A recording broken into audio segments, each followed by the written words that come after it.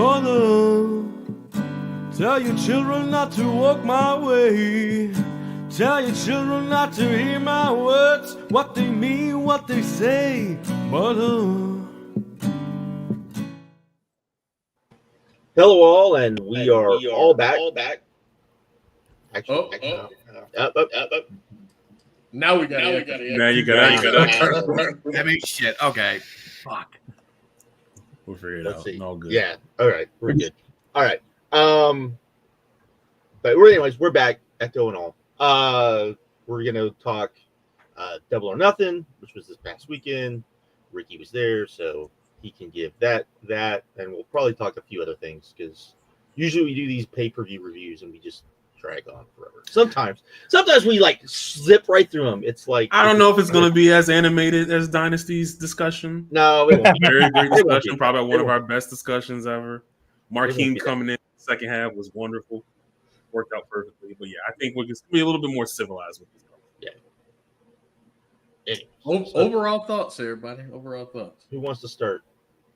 Let the kid start. He was there. Yeah, go for it. No, y'all. Whatchamacallit? Y'all go. I mean, the broken record, great show. One of the best pay-per-views, probably the best pay-per-view of the year, and one of the best pay-per-views they've ever done. And it's just a standard that they've lived up for. And, it's kind of hard to see if they're going to be able to hit that every time. And they don't hit it every time. But the average is very high than normal. And I think the show fell in line with that. Had some tremendous matches. I think in comparison to the last 3-4 shows, it ended very, very happily. Everyone was very, very excited on the end of the show, and I think that helped out the the overall feeling of the show. So yeah, I enjoyed the hell out of it. I thought it was a great show. Definitely away from my Double or Nothing of like being one of the more underachieving pay-per-views that they do. I feel like they absolutely overachieved with the show. There was this show. He heard you, Brandon. He heard you. I would love to know, like, Brandon, maybe you can do this. Like, we're like, what was the rating, like, average rating for Double or Nothing before this show, and how much does this just boost the average on Cage Match? I mean, I'm sure it did. Like, I think when I looked at it, Vic loves this when we talk about Cage Match ratings. So shout out to Vic.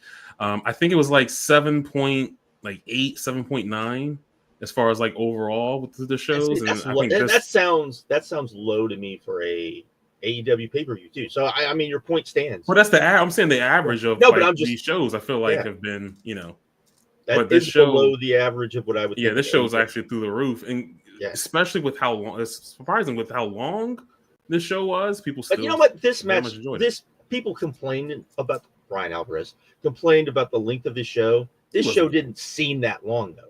You didn't feel it. You didn't feel it at all. I felt it a little bit with the trios match before the main event. I'm like, wow, we still got this match. And that was, I don't know why they put that. When we get to that match, looking at my watch like, oh man, I got a rant when we get to there about not about the match itself, but why.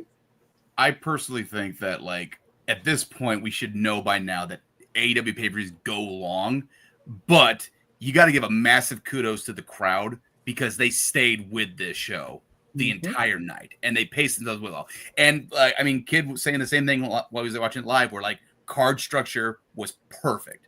Everything was where it should be. Everything was where we needed to be to give the crowd a time to rest for the big show, for the big matches. So they did a great job of like lining up this card, I think. All right. Yeah, no, it was awesome. Yeah, it was I think it was a great show. It's really hard to come on here all the time and talk about the fact of how great these shows are. I sometimes wonder, and Joe and Rich brought this up, why is it that everyone's like, oh, it's another great AEW pay-per-view, right? But they will not rag, this isn't WWE, this is everybody. When everyone else goes out there and puts on these subpar big shows, like TNA does it, GCW does it, New Japan does it, everybody does it. Really, it should be, hey, why aren't we being closer to this than we are? Oh, look, WWE's putting on these boring ass, who cares shows, so we'll just put on shows that are slightly better than that. That to me is not okay. But But that's one of my big kind of things. I would argue that most people put on shows a little bit more than slightly better. but no, in their mind, what I'm saying is like the shows are far better, but in people's minds, oh, we only have to do better than WWE. Just push. You said you should push yourself to be as great as you can possibly be. Right. Where I think in a way AEW is a victim of its own success, because early on those pay-per-views, one after the other, were just incredible. I mean, the original Double or Nothing could be considered an all-time pay-per-view. And I remember the first time they had a bad pay-per-view, I think it was during the pandemic. It might have been Double or Nothing. Yeah. And immediately people were just like, oh, okay, now they're just like everyone else. They're having a bad show. It's over. And it's like, so I think in a way, like, AEW's just cultivated a mentality that, like, the pay-per-views, even if the build is bad or the card is bad, it's always going to deliver. So in a way, I think they've kind of done it to themselves. I think it's still, because we're only 6 years in. I think when you get to like maybe another 4 years, someone really needs to make a list of not just AEW, but say, okay, what are the best big shows of all time, the top 10, right? And do that list. I have a feeling that list even will be it'll be like doing a best matches from the 90s, right? If you do a best matches from the 90s, people in their head automatically think, all Japan got 7 of the bitches. So you think 7? Yes. Yeah. Even with the women, you think it's 7. Listen. Okay, all right. I feel like we should have this discussion like a long discussion. Like, I feel like we should save this as a topic. That's actually a really good topic to talk about. That's a really good one. Yeah, but yeah, 7. But we'll talk about it later, Josh. If you throw that out there, people think they know what that's going to be, right? But the fact of the matter is they don't, because when they realize that there's only going to be one, probably not even just U.S. match, North American match on that list, they're going to start freaking out and being like, what are you talking about? This can't be right. And pretty much it's right. And the fact that the fact that perhaps the greatest match WWE ever put on, which was, in my opinion, Austin and Brett, agreed, might be 5th on that list. Might be. Probably closer to 7th. Might be. That tells you something. Maybe 9 or 10, but I got you. I know. So, but I think if you do a pay-per-view list, you can probably do it now and it'd be the same way. But I think once you get like 4 more years down the road, I think it'll have more impact. And you do that list, and the fact that you could have a clean sweep at this point. I can only think of maybe 1 or 2 shows. Look, if we're talking about American pay-per-views, no, we're talking. There's like 2 other ones, maybe. There's like 2 other ones. No, I'm talking like everywhere. Oh no. No. But this is a good evergreen topic, and I feel like this is something we should. Yeah, but what I'm saying is, but I feel like what you're very trying to say. Topic to go over. Yeah, but the fact of the matter is, I think, like you were saying, they're a victim of their own success because we've gotten used to it, right? Yeah. We've gotten used to it. When these shows aren't like, if these shows are just, I would even say just great. Like if they're just great, people are like, man, that was an underwhelming show. Like it's that point. Like it's still a great show, and it's like, that was kind of an underwhelming show. But I also very good show.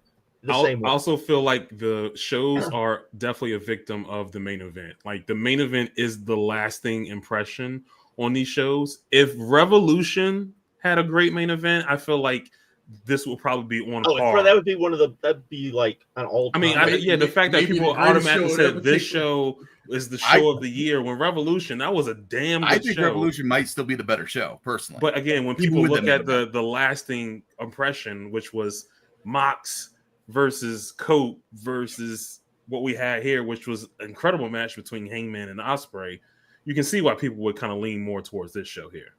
Yeah. But to I don't want to dwell on Josh's point because now he has me thinking about it. Why'd you bring that up?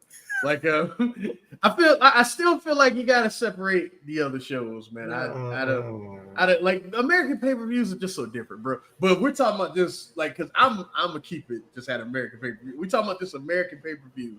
AEW will probably have like 8, 9 of those, possibly all 10. You know what I mean? It's not even because if you think about the greatest WWE pay-per-view of all time.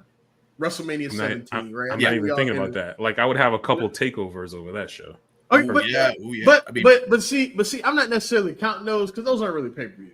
But I'm just thinking big shows, just big shows where like this is like, hey, matches and what stuff is built toward. Yeah, we're that's doing what I'm thinking of. We're doing that and definitely throwing some of those takeovers. But you know, AEW would have like most of them. The whole list would just be AEW. We're talking about the entirety of pro wrestling history. We're talking about, you know, Attitude Era that everybody loves and go back to old WCW, you know, the early 90s people talk about. Like, yeah, AEW would be most of them.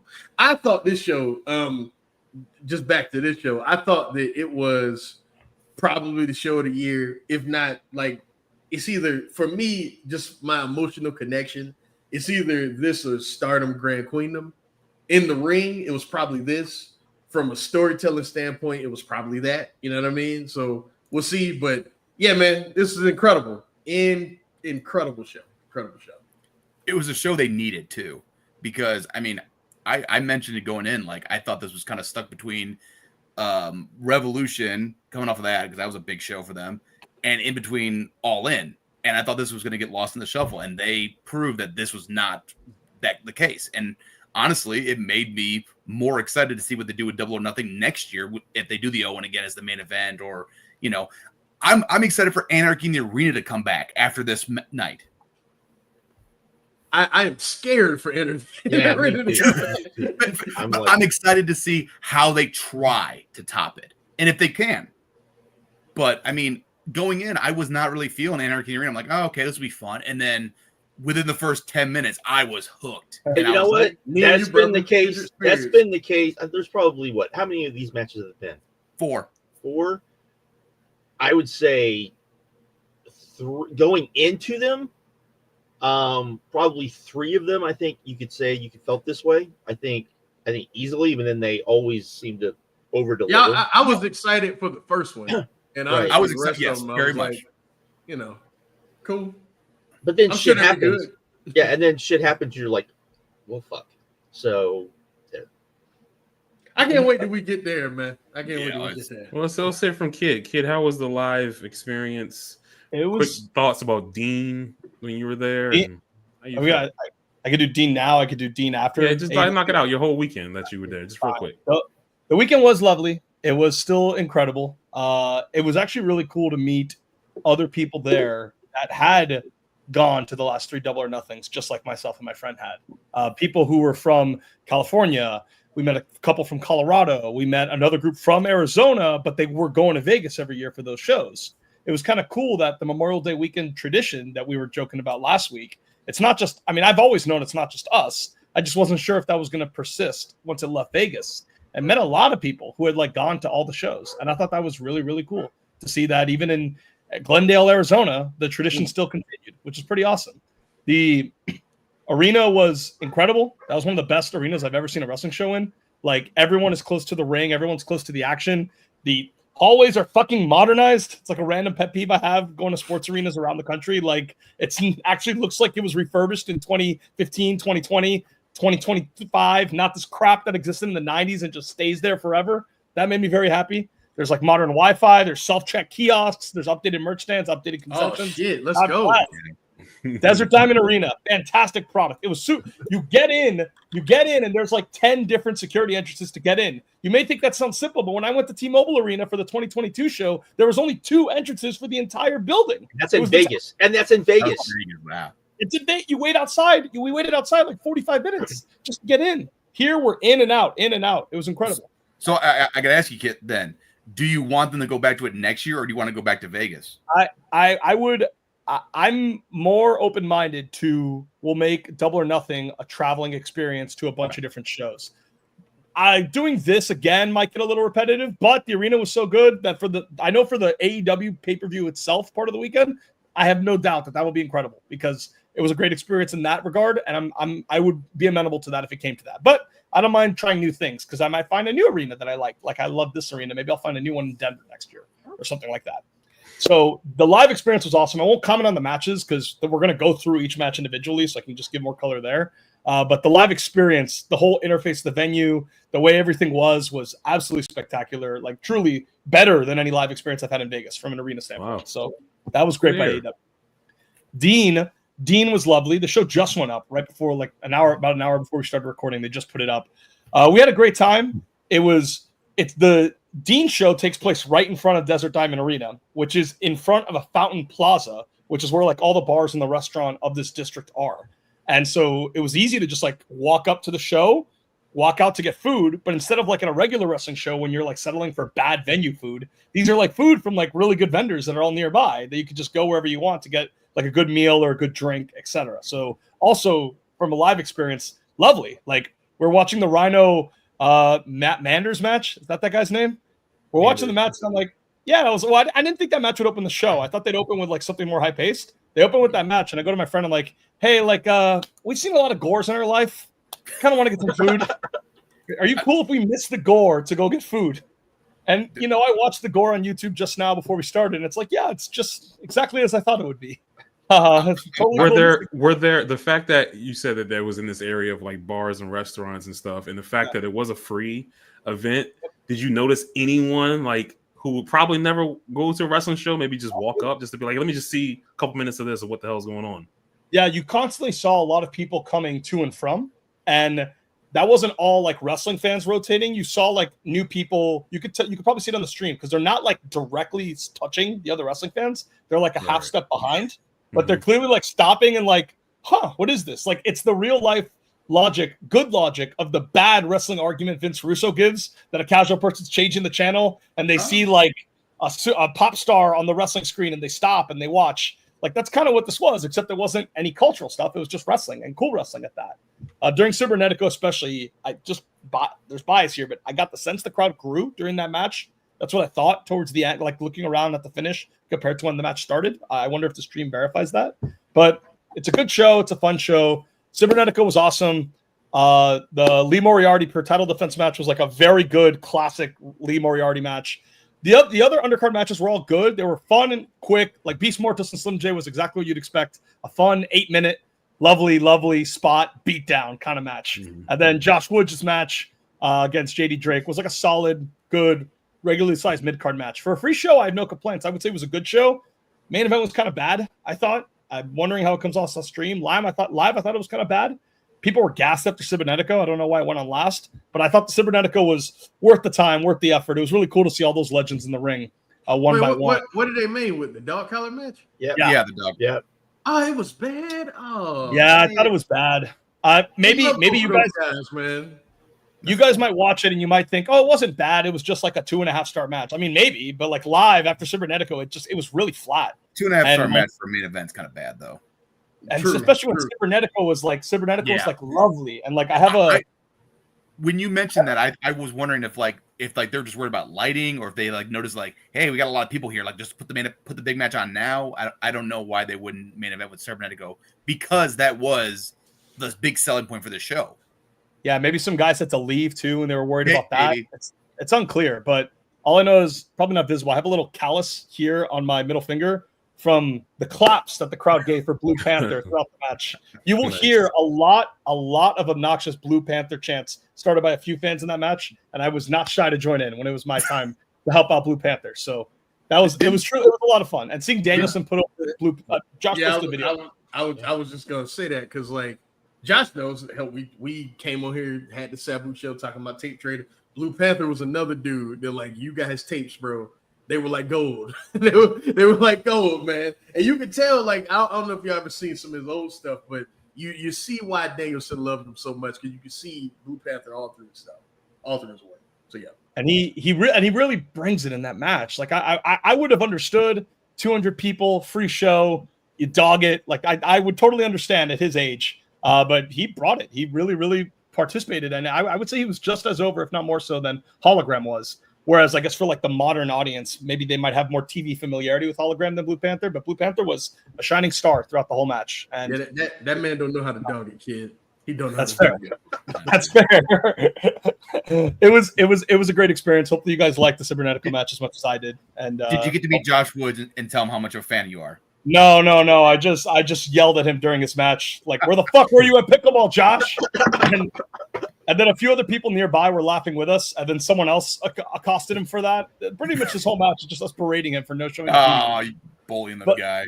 But we got to meet Tony Khan. That was cool. It sounds like, cool picture. from what I read about the reports, it sounds like it was by accident that there was a power outage. And I think I posted it to you or whatever, and like I sent it to you. Like where they blew their generator, so they had to like vamp, and like so Tony went out there and just like cut a promo, basically like keep the crowd entertained.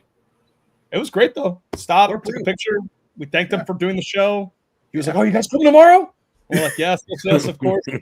That's not a gimmick. That he's actually like that. It's crazy. I have a Tony Khan story for the scrum afterwards. We talked about the pay-per-view. I had to mention this because my buddy's gonna get a pop out of this. But yeah, it was Dean. Good show.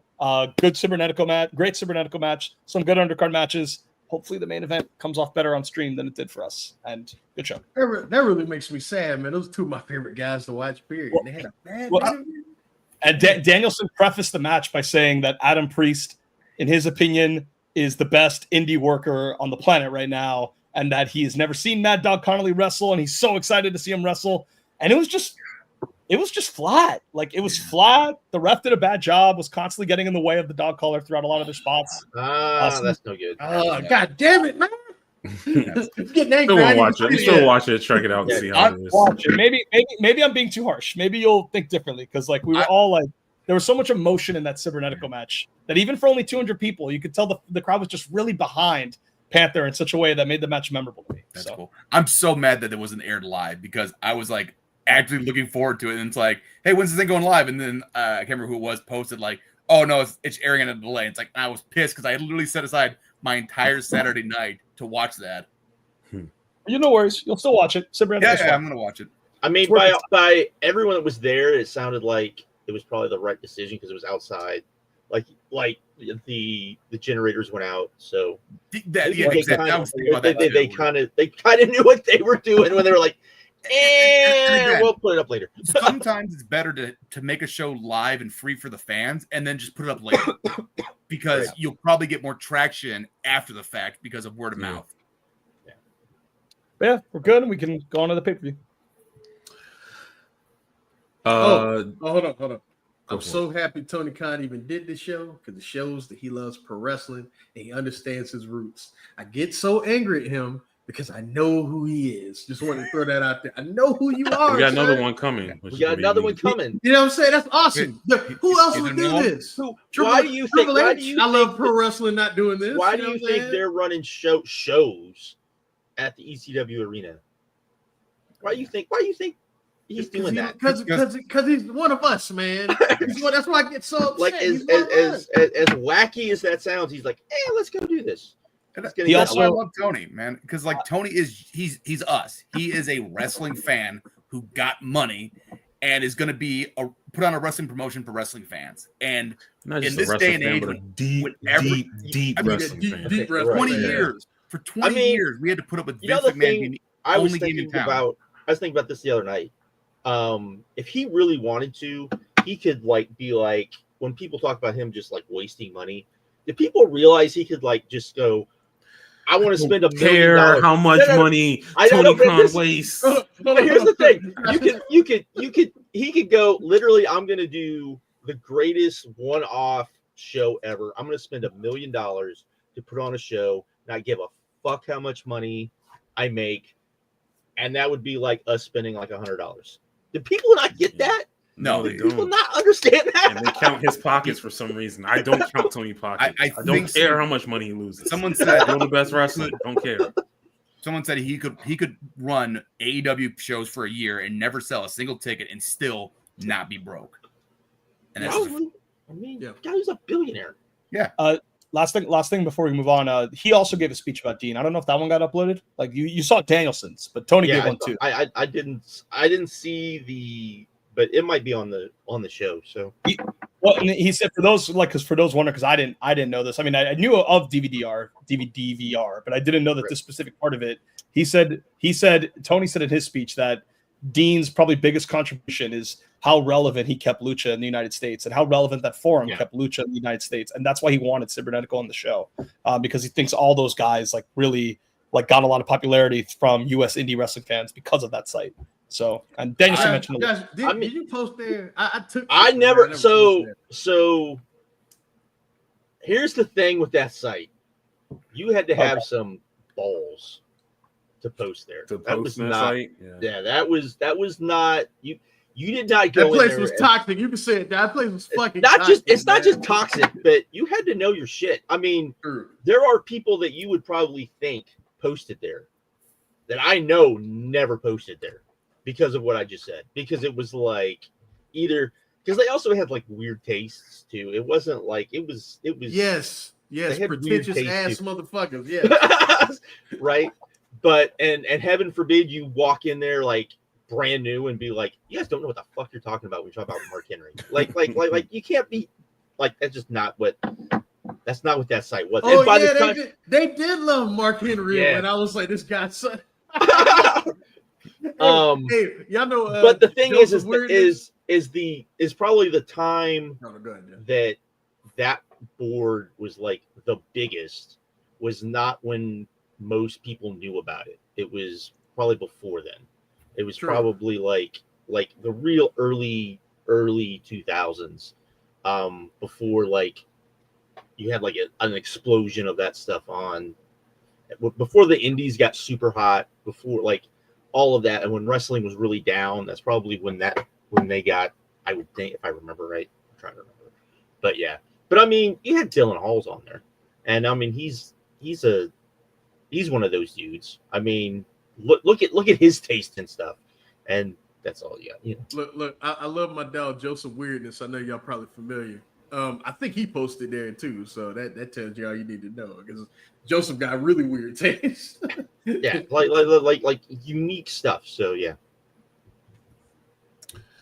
To piss off Vic even more because he's in the chat, we're gonna go from the most highly rated match on the pay-per-view and work our way through there. So we're going to go straight to the main event, the Owen Hart Financial. Is that the highest rated one? Yes. Josh, it's like Hangman Page. That's the year. Hangman Page defeats Will Ospreay, and it's going to be in the main event. I don't know why people are thinking that Mercedes and Toni Storm are going to be the main event. If that happens, that's bad. That's bad. That's bad. The same people who are saying that the women should main event are the same people who are saying that Hangman should have won this match. It makes no sense. Like, what do you want? Like, you want Hangman to win the championship from Mox? If he doesn't main event, he's not winning. That's the thing. Yeah.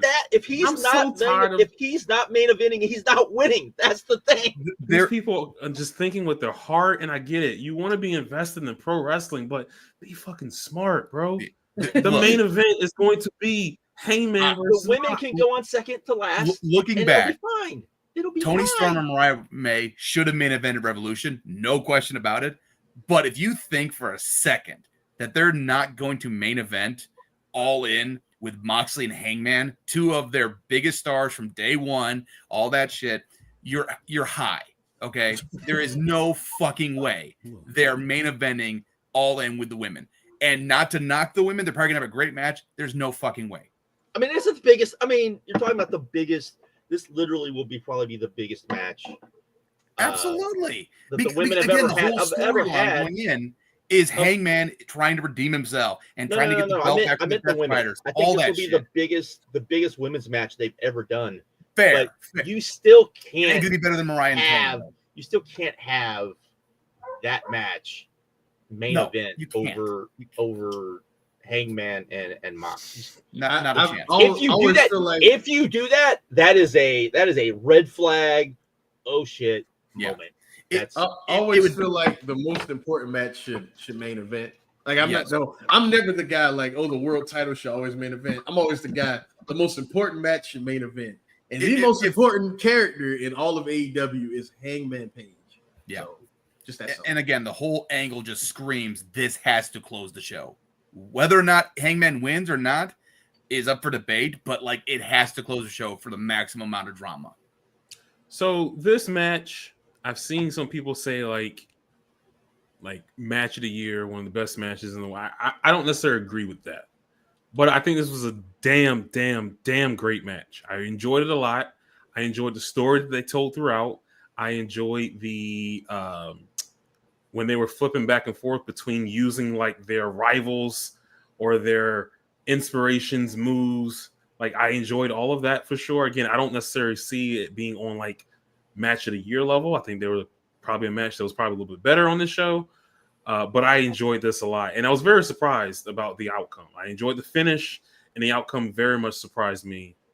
And I'm very much looking forward to the main event with Hangman going against Mox. I was thinking Ospreay. I think a lot of people thought Ospreay would win this, but the surprise of Hangman was great, and I don't think that you can do anything other than Hangman winning this belt at this point.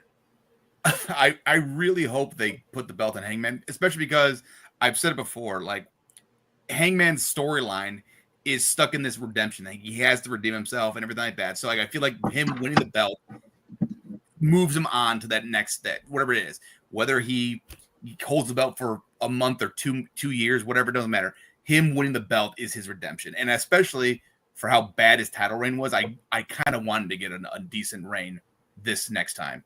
So okay, so here's my complaint. Oh shit, Josh. No. Gotta be this guy. But no, Old man yells at clouds. Yes. How long do we now wait for Ospreay to get this title? Oh my god. Hold on. Hang on. Serious. But hang on. Like you went on last month or the month before that Ospreay should be winning this championship. Yes. In but London. You're not going to give it to Hangman and then have him drop it immediately. So then what's your argument right now? Like, you know that Hangman needs to win this match. I understand. Ospreay's just going to have to go on the back burner. I agree, but Ospreay's just going to have to go on the back burner right now. But I don't think that's good. That's my point. I think you gotta. Which direction are you going to go? If you don't think this is good, then Ospreay should have won this now, which will counteract the argument that you had last month where you said Ospreay should be the one that wins at Forbidden Door. I understand, but if what did I also say? I said that if you're not gonna, you can't have that. I have always said Mox has to lose, in my opinion, at All In. Yes. When it was like then Ospreay has to win and we have to do whatever at now. Yes, I did say at Forbidden Door that needed to happen. But you I also initially want Swerve to beat Mox and then Swerve lose the Ospreay. Yes, because to me that's you at least have 3 months of Swerve, and that to me is a still a super short, whatever, super short. Joe saved that angle. How do you want that? Oh my god! I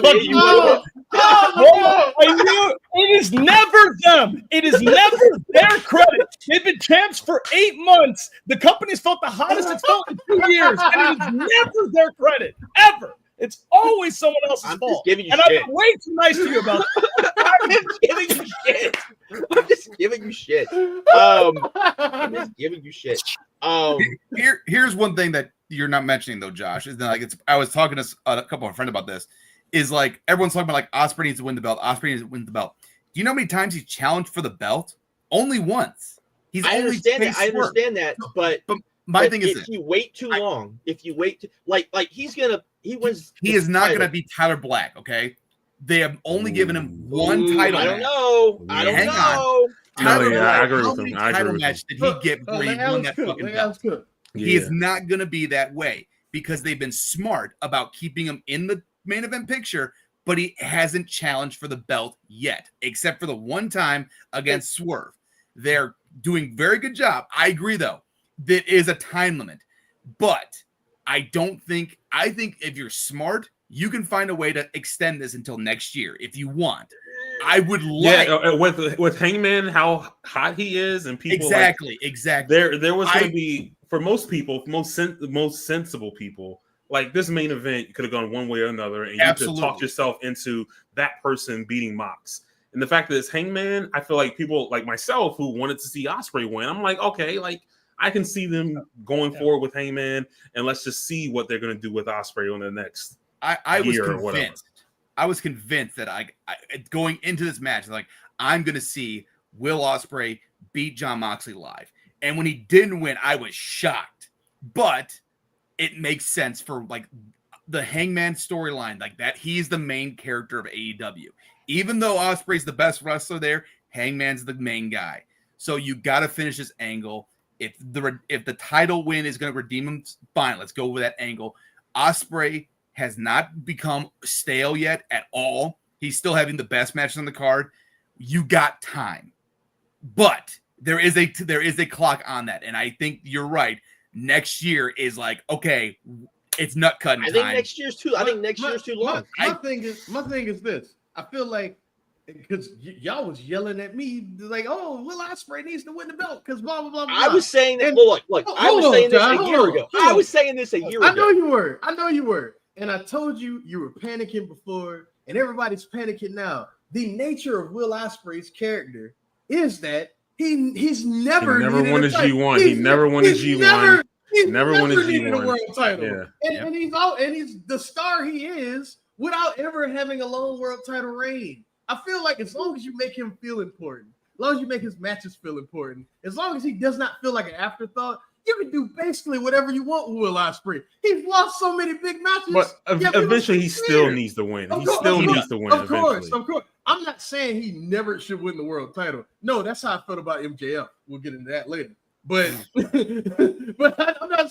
I'm not saying he never should win the world title. I'm saying that it's not the end of the world if you wait a little bit and have him win next year in Wembley Stadium. It's not the end of the world, man. It's not the end of the world. It's not the end of the world. It's not the end of the world. Let me hear from Kid, what you got? What you got?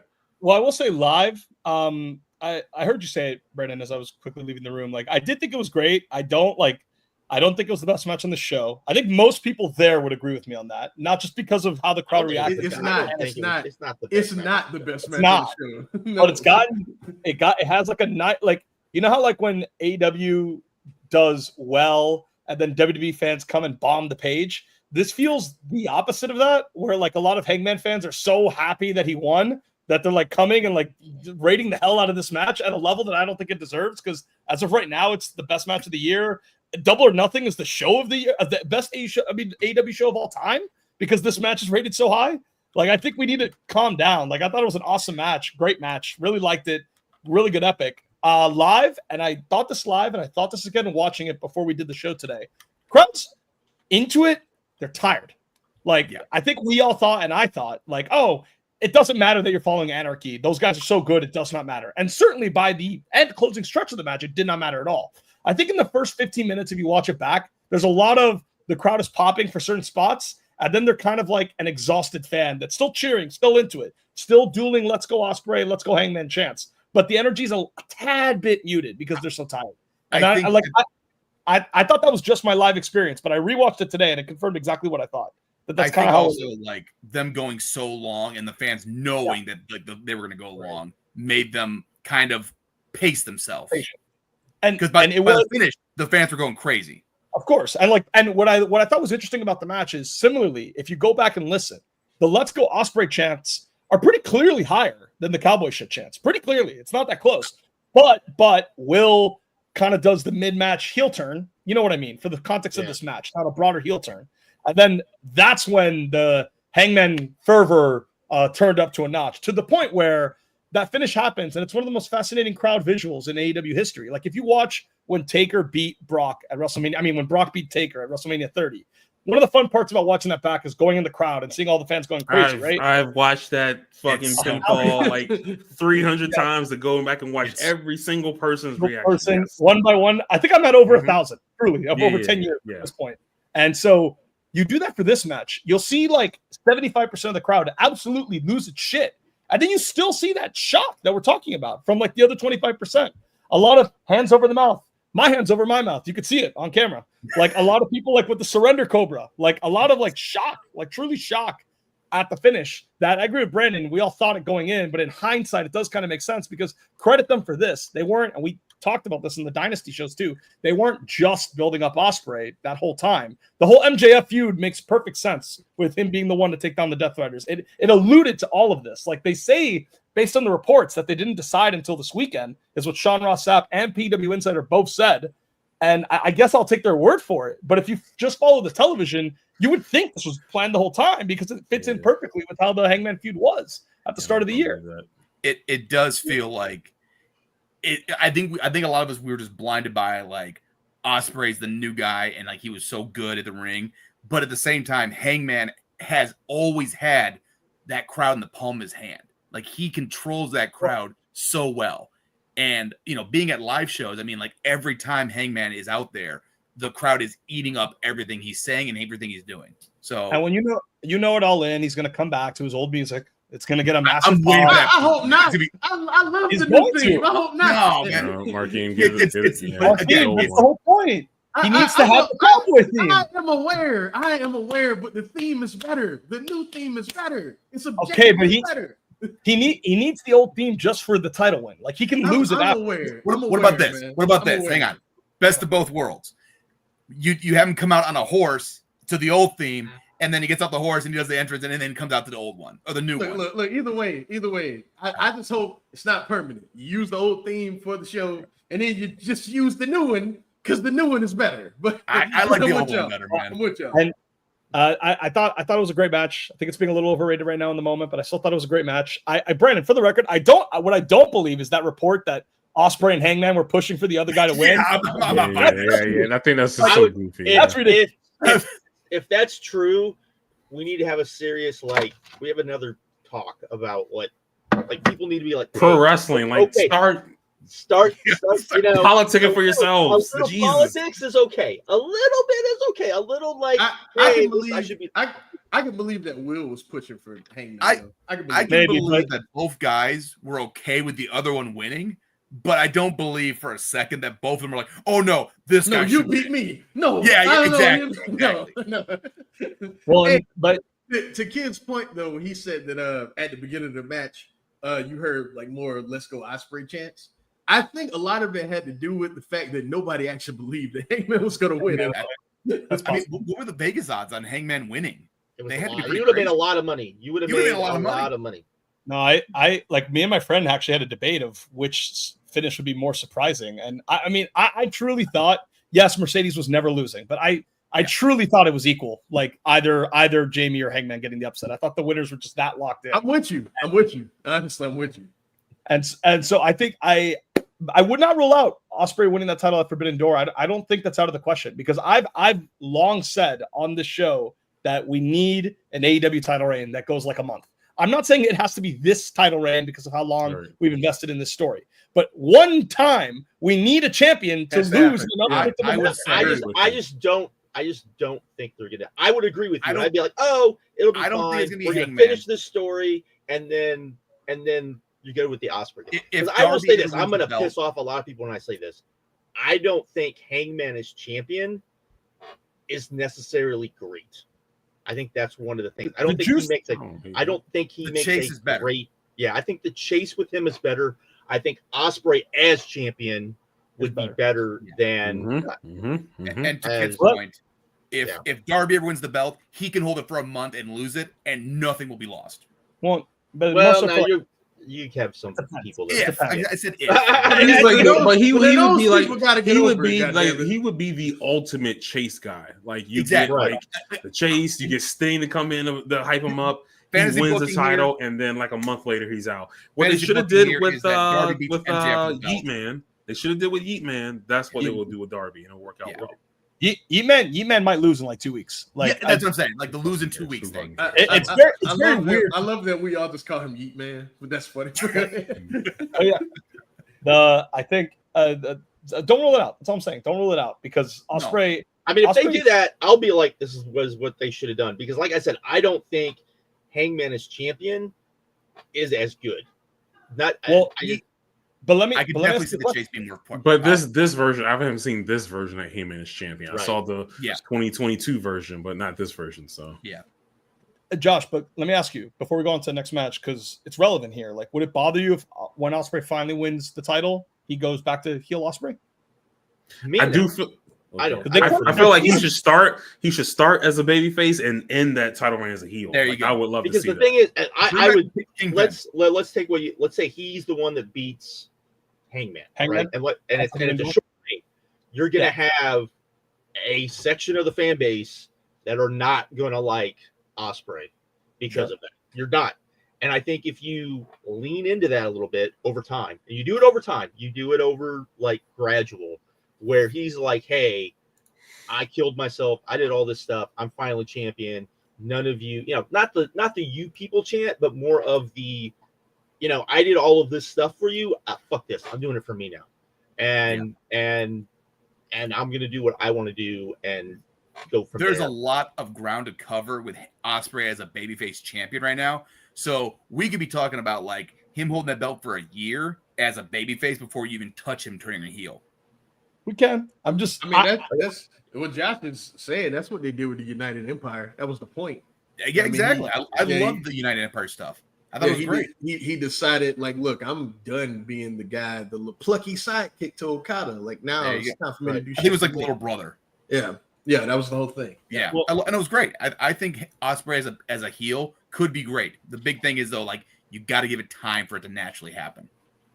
But I think we're heading in a good direction either way, and I agree with Markeem, Josh. I mean, it can even more so than the Swerve stuff we talked about in April. This one, I'm well aware of how fragile it is because I don't think he can lose a title match again.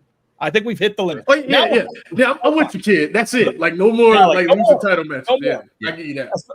And definitely, if he's not going to win the title at Forbidden Door, don't put him in the title match. No. And I don't think you do not want to have him lose. Because here's what I thought. Okay, because at one of these shows, I figure it's going to be Ospreay versus Mystico.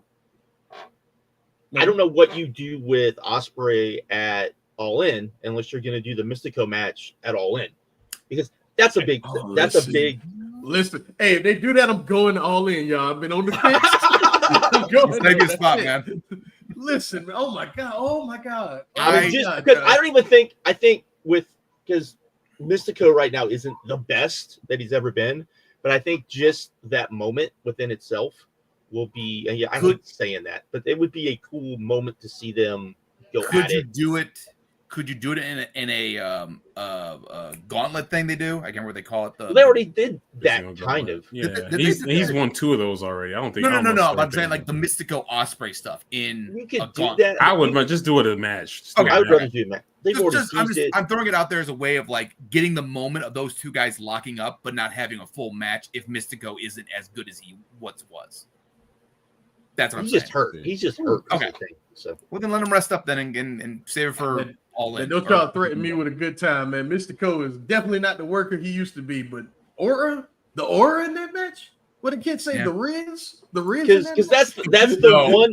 They don't want the Rizzler involved. That's the one other guy who they could put on All In. The Rizzler. That I think you'd sell a shit ton of tickets if you said, could. Because that's a real match too. It's not like he's going to be on the show. Because the one thing about Lucha fans that people probably don't get, Lucha fans are primarily pretty smart fans about a lot of things. It's why they kind of and Mystico is gonna get paid so much because that's the only way he's gonna job to that man. That's the only way. Tony's got the money to afford it. Hey, this motherfucker never loses, man. I figure the Arena Mexico show will be when we know like all of that. I can't wait for that show, man. That's gonna be good. Any last thoughts on the main event? I agree kind of with everybody else. I think the match is kind of being overrated. I thought I disagree with necessarily the fans being tired. I also don't think the start of the match was all that great. I think it was I was gonna get to that, Jeff. I thought it was really good. It was good. That 50-50 segment went on too long and it was kind of boring. Boring, bro. It was kind of just like, what are we doing? Can we get to the stuff? And eventually we got there, but I think that was the other part of it. You're going on last.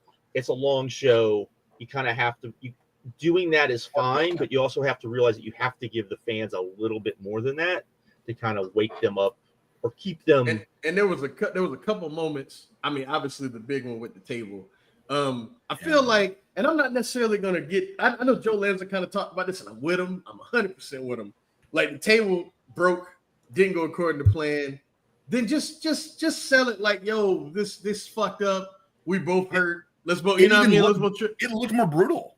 Yeah. Let's just both try to get in the ring. You know what I mean? Wasn't that's one of those things that didn't translate very well live. At least like me, my friend, and the people in our section were like, "Oh, that sucks. Table kind of fucked up." It was a botch for sure, but it looked like he still dropped him with the dead eye. So it's like, okay, he still did it, just didn't go through a table. Looks better on TV though. Looks better on TV. And I do think it's a better match on TV. I thought like some of the storytelling things they were trying to do of like Ospreay being surprised at how hard Hangman's hitting him, and Ospreay's like real his growing frustration throughout the match that this is harder than he thought, and that's why he's kind of turning heel because he wants the match so bad that he's kind of losing himself a little bit, that he can't be as successful as he wants. That stuff all came off better on TV. Like none of that was really as transparent live. Were you guys? And then another hold on, Alex. Another little thing before I forget. Little thing that made me go, was Hangman going for the BME and fucking it up because. But I did like that it was used almost like he fucked it up and then like he missed the moonsault. So it was like it almost set up like him like he was trying something different and Ospreay caught him with it. So I kind of like that because it went outside his comfort zone. But like I also was surprised. Like I thought for sure we were gonna get a tease for the Tiger Driver in this match. And I was kind of surprised they didn't tease that at all.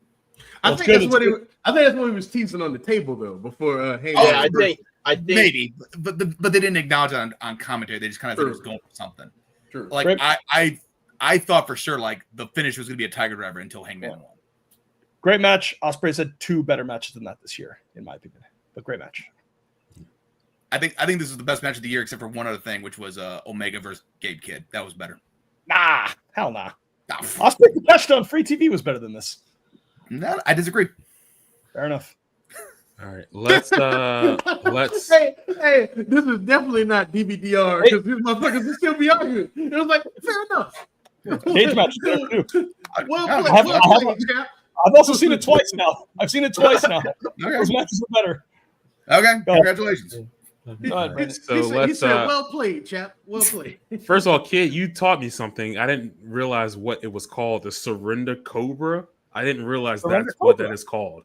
You never heard wonder what that phenomenon is. You see it all the time, and when people shock and they put their hands. I didn't realize that was what it was called. So I appreciate that.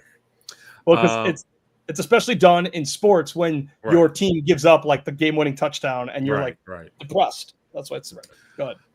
Let's circle back to the top. Let's get to the show real quick. Chase, I know he wasn't feeling well. I hope he's feeling better. The one thing about being able to control the show is I can do things like this. I think you should open with the next match we're going to talk about, which is the women's tournament final, Mercedes Moné versus Jamie Hager. I think you should open with that match. It's not hot fucking match to open the show. Well, it won't, right? Like, what do you mean it won't? Why not? They need to have time to do like the presentation of it or anything like that. First time and open the show. No. It'll You feel better? You feel better? You feel better? I'm so proud of how humble you're being about this. You are a humble man. Listen, I don't know a lot. I'm not as smart about wrestling as a lot of y'all, and I learn a lot from y'all, and I love y'all, and y'all teach me a lot. I appreciate y'all, but sometimes I be knowing what I'm talking about. Sometimes I know what I'm talking about. I'll tell you what, you were 100% right because this was a perfect spot for it. You were right. One thing I was surprised by, and I'm not saying I missed this, but I was surprised they didn't have Martha Hart here to like present the whole thing. Because I don't need to see Martha. I love her. I agree with you, Aiden. That's one thing you said. Like they need the time to be able to present, and I thought that they were going to do that, but the fact that she wasn't out there, I mean, they do it on TV. Who the fuck knows? Right? Yeah, but maybe she couldn't get in. Right, maybe she couldn't get in the country. Possibly in the country. You were right. You were right because we said it wouldn't happen, and it did. Yep. So, Brandon, you were correct. And now I will it was say a great way to open the show. No. Now I will say it was a mistake to open the show with this match. Speedball Okada would have been a better opener. Speedball Okada was a better match. Speedball Okada was a better match anyways. This match got the bump from being with the opening crowd, the hot crowd. The crowd not so hot when Mercedes was on offense in the first half of the match. Even though it's the first match, everyone's excited, and Mercedes is working the heat, and the crowd is going down. I was there. The crowd, Jamie is awesome. Hold on. Jamie is awesome, and the match got better as it went along. The crowd was not hot with it the whole way. Mercedes brought them down. Whereas Speedball Okada, which was better anyways, would have been even better in this spot. You were right. I was wrong. Hold on. You were right. I was wrong because I said it wouldn't happen, and I was wrong for that reason. I think it was a huge mistake to open this show with this match. I think this match would have been the exact same any spot on the card, and you would have had more time to do the pageantry stuff that we talked about had it been done later. And Speedball Okada would have been a little bit better if it was opening as well. So yes, I think you're right about it. Okada could have been better if it was the opener. I agree. I think this still had a great spot on the card for where it was placed. However, I think this match was significantly better than Speedball and Okada, and I'm a big Okada and Speedball fan. Eddie had a good point though. Okada might have just dogged it if he was in the opener though. We don't know. We don't know. We don't know. I mean, we don't know. I will say this. I am not a fan of the set up the matches, and I get it. People won't agree.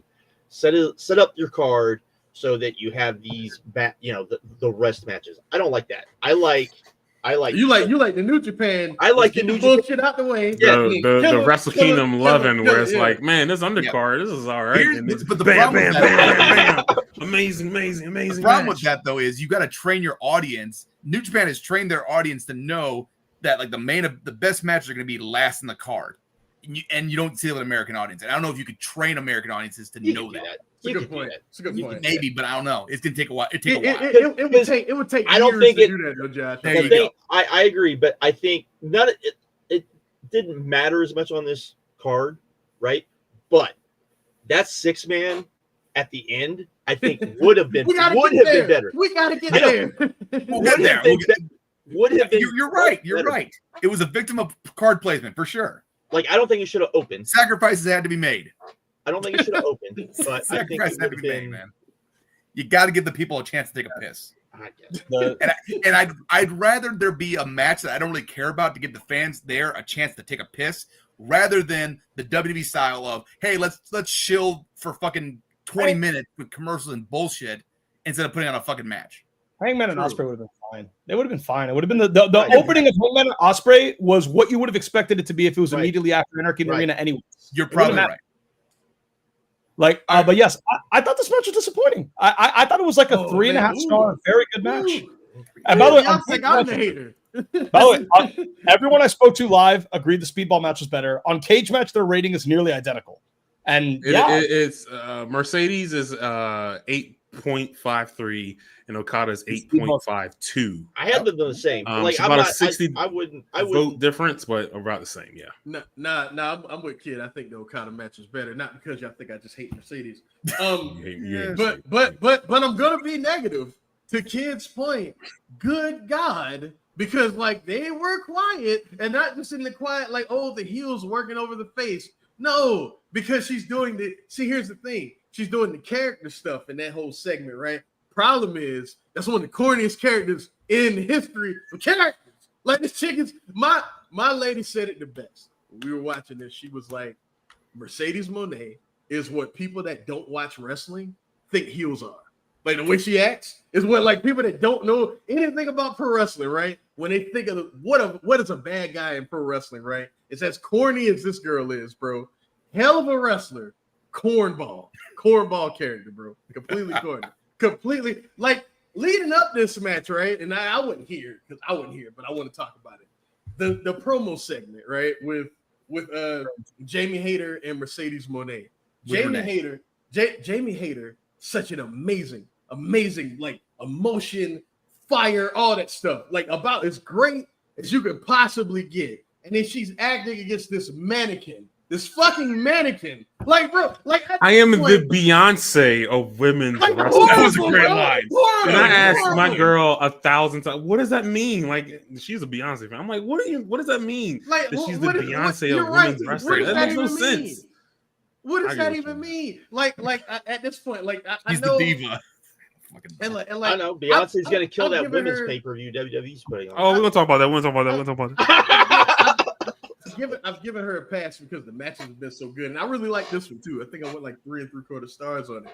But like all of the other stuff that people talk about with this woman, like it's all bad. It's all. Can we just say, man, that bell rings though? Like she's the opposite of what we always talk about, right? Like we always talk about, but the bell rings. But in this case, good thing the bell rings. Good thing the bell rings because everything else is so bad, bro. We pretty much have all said that since. But it's worse than I thought, Josh. It's worse than I thought.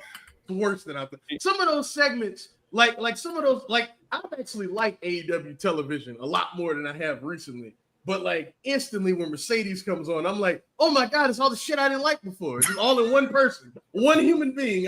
Everything I didn't like before is all in one human on this show. Like literally everything else on the show I enjoyed, except this one human segment. Like this one person segment, bro. She takes all the heat to save you from the rest of the show. Yeah, everything else, I'm like, oh, I like this now. But then she comes on.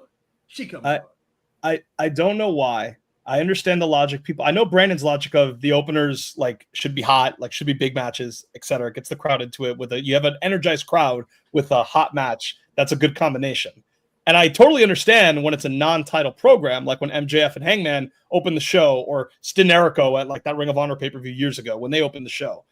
When it's a world title match, there's something about it that bothers me. And like, we cannot have it both ways. We cannot say they make the main event of All In feel so special by having Ospreay and Hangman close the show, which a lot of people said leading up to this pay-per-view.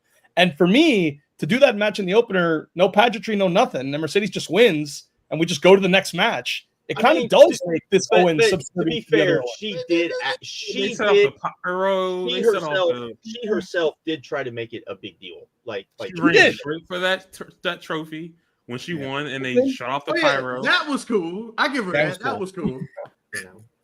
I really like this match. Maybe I like this match more than anyone here, but again, I think I agree that maybe it shouldn't have opened. Maybe it should have been third on the card or whatever, more in the middle of the show. I personally think that like the women's title match should have happened first. That way you could have had the whole like, okay, we know who the champion's going to be. Let's see who the challenger's going to be. But I still really like this match. I get that from that standpoint. I get that. Yeah, I get that. I really enjoyed it. So that's just my opinion. I still got to give Brandon his props because it wasn't about what we thought would happen. Like I blatantly say, it's not going to. Man. He called it. I'll take him. And I did like the whole thing for parlays, so it's nice to have a win every now and then. I did like them talking about like starting the night with one and then ending the night with one. That was a cool. Excalibur kept saying we're booking in it with exactly. That was a cool way of like kind of tying it together. I know, but that's the same logic WWE gives for having the Royal Rumble winner open WrestleMania, and I never like it. I never like it there either. Like I don't like when they put Jay and Gunther in the opener. Here's the thing.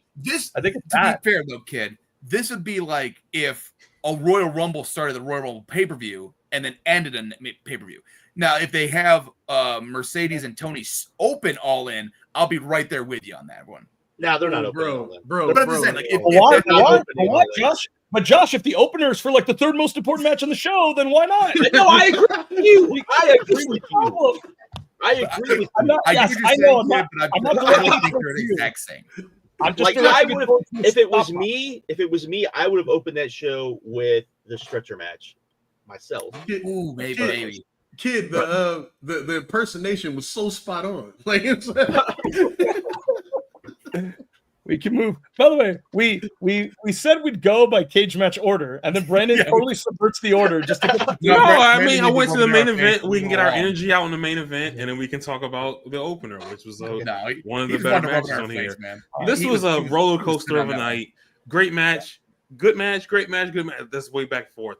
FTR versus Dan Garcia and Nigel McGuinness. That was fine. Why the fuck was this match so long? Why in God's name was this 22 minutes? It was the third longest match of the night. Yeah. I was shocked when I saw this match was 23 minutes long. It's like there's no reason. FTR is FTR. I guess. guess. I don't know. Yeah. If this was 15, it would have been perfect. I was just getting ready to say 15 would have been. Well, and also what kills the length and the whole match, minutes. like, well, not kill, because like I still enjoyed it, but like that they're trying so hard to tell that story, like with Tony Schiavone, which is not going anywhere in the match. There's no payoff to it, and we just end up wasting a lot of time with them taunting Tony Schiavone. They try to really sell that like the Shatter Machine to Nigel like killed Nigel to convey the emotion that they like traumatized an announcer and one of your favorite legends. And it just took too long. It just took way too long. I feel like after Garcia hit the 2 superplexes and then Dax like reversed it like with the twisting superplex and then Cash came in off the splash. If you went to the finish like right after that, I think the memory of the match would be a lot better.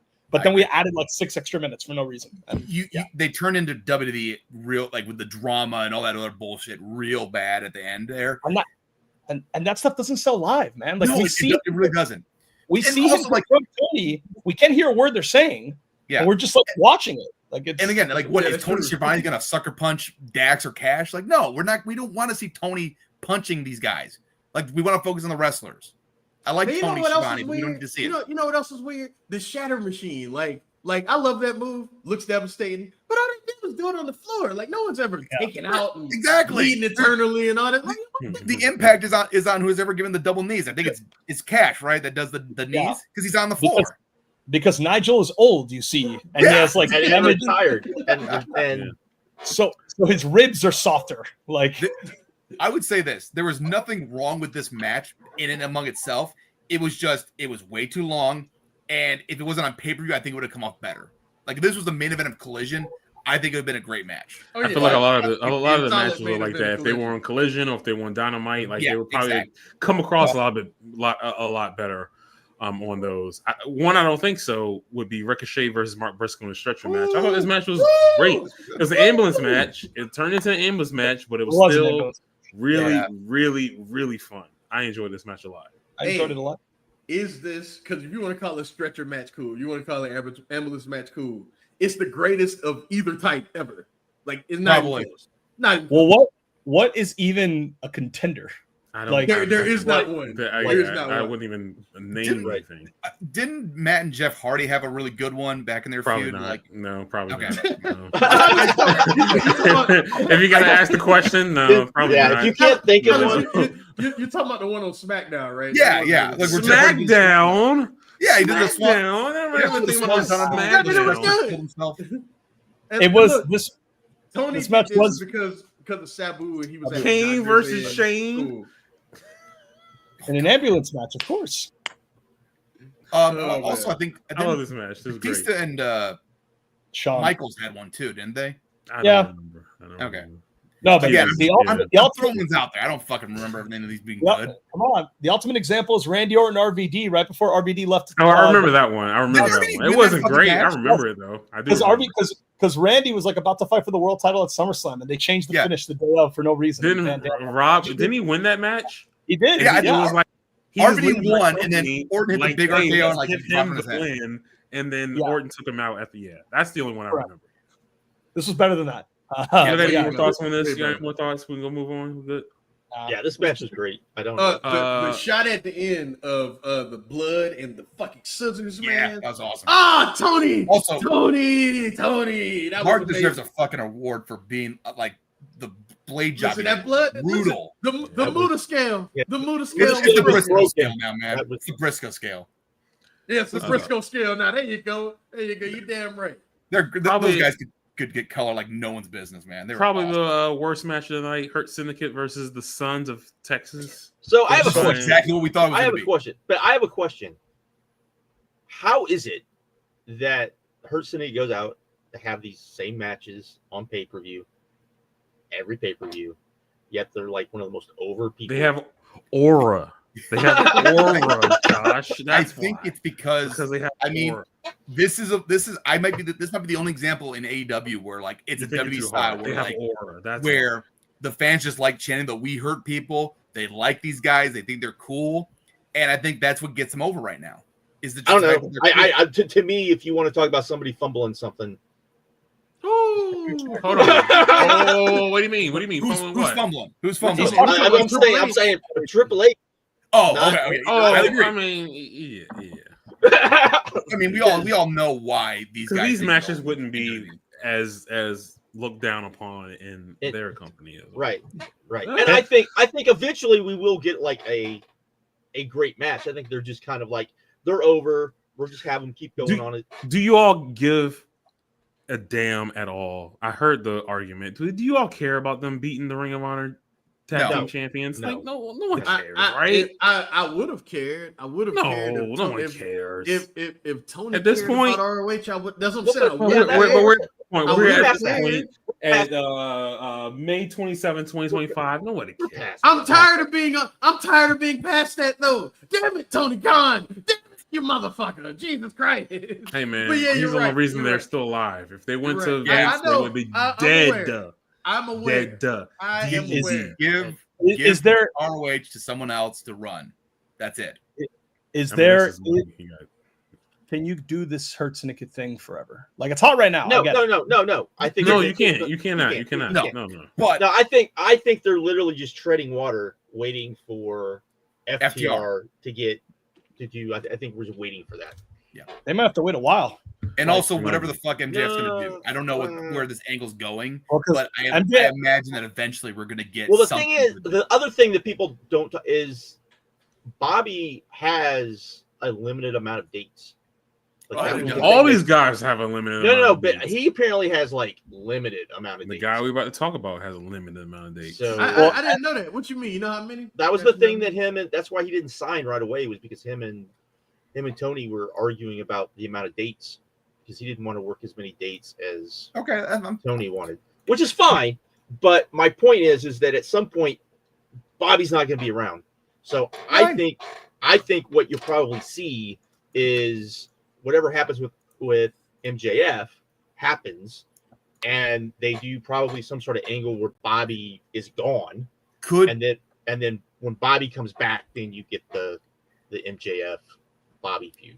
could they do a Freebird thing where Bobby gets hurt and MJF takes his spot in the Hurt Syndicate with the belt and defends No, with Shelton? Not on Or is pay-per-view. that too complicated? Maybe on TV, not on pay-per-view. Yeah. Okay. Also, MJF has not wrestled on Dynasty or Double or Nothing because of this like feud, but he will wrestle it all in. So, Oh, 100%. Oh, Yeah. of course. Well, but I say that because like, is that gonna involve them? Because if that involves them, then you can't be involved in Maybe. something else. No, I mean, they keep bringing up the Pinnacle stuff. They keep mentioning that word Pinnacle. I mean, like they talked about it with FTR. So, like, are they gonna do FTR and MJF again? Look. I'm glad my lady brought that up. She was like, "Weren't they together before?" And I was like, "Yes, yes, they were." Yes, you they were. observant weird woman. Yes, Yes, they were. And I love the stable as an idea, and then they fumbled it big time. And again, I think Dax basically pointed the picture that MJF was kind of selfish about it. So I don't know if they're gonna want to work with him again. I don't know. I mean, All right, money talks, man. let's work through this show. I gotta be Chase here. Sorry. Okada versus Mike Bailey. This is, my opinion, probably Okada's Careful.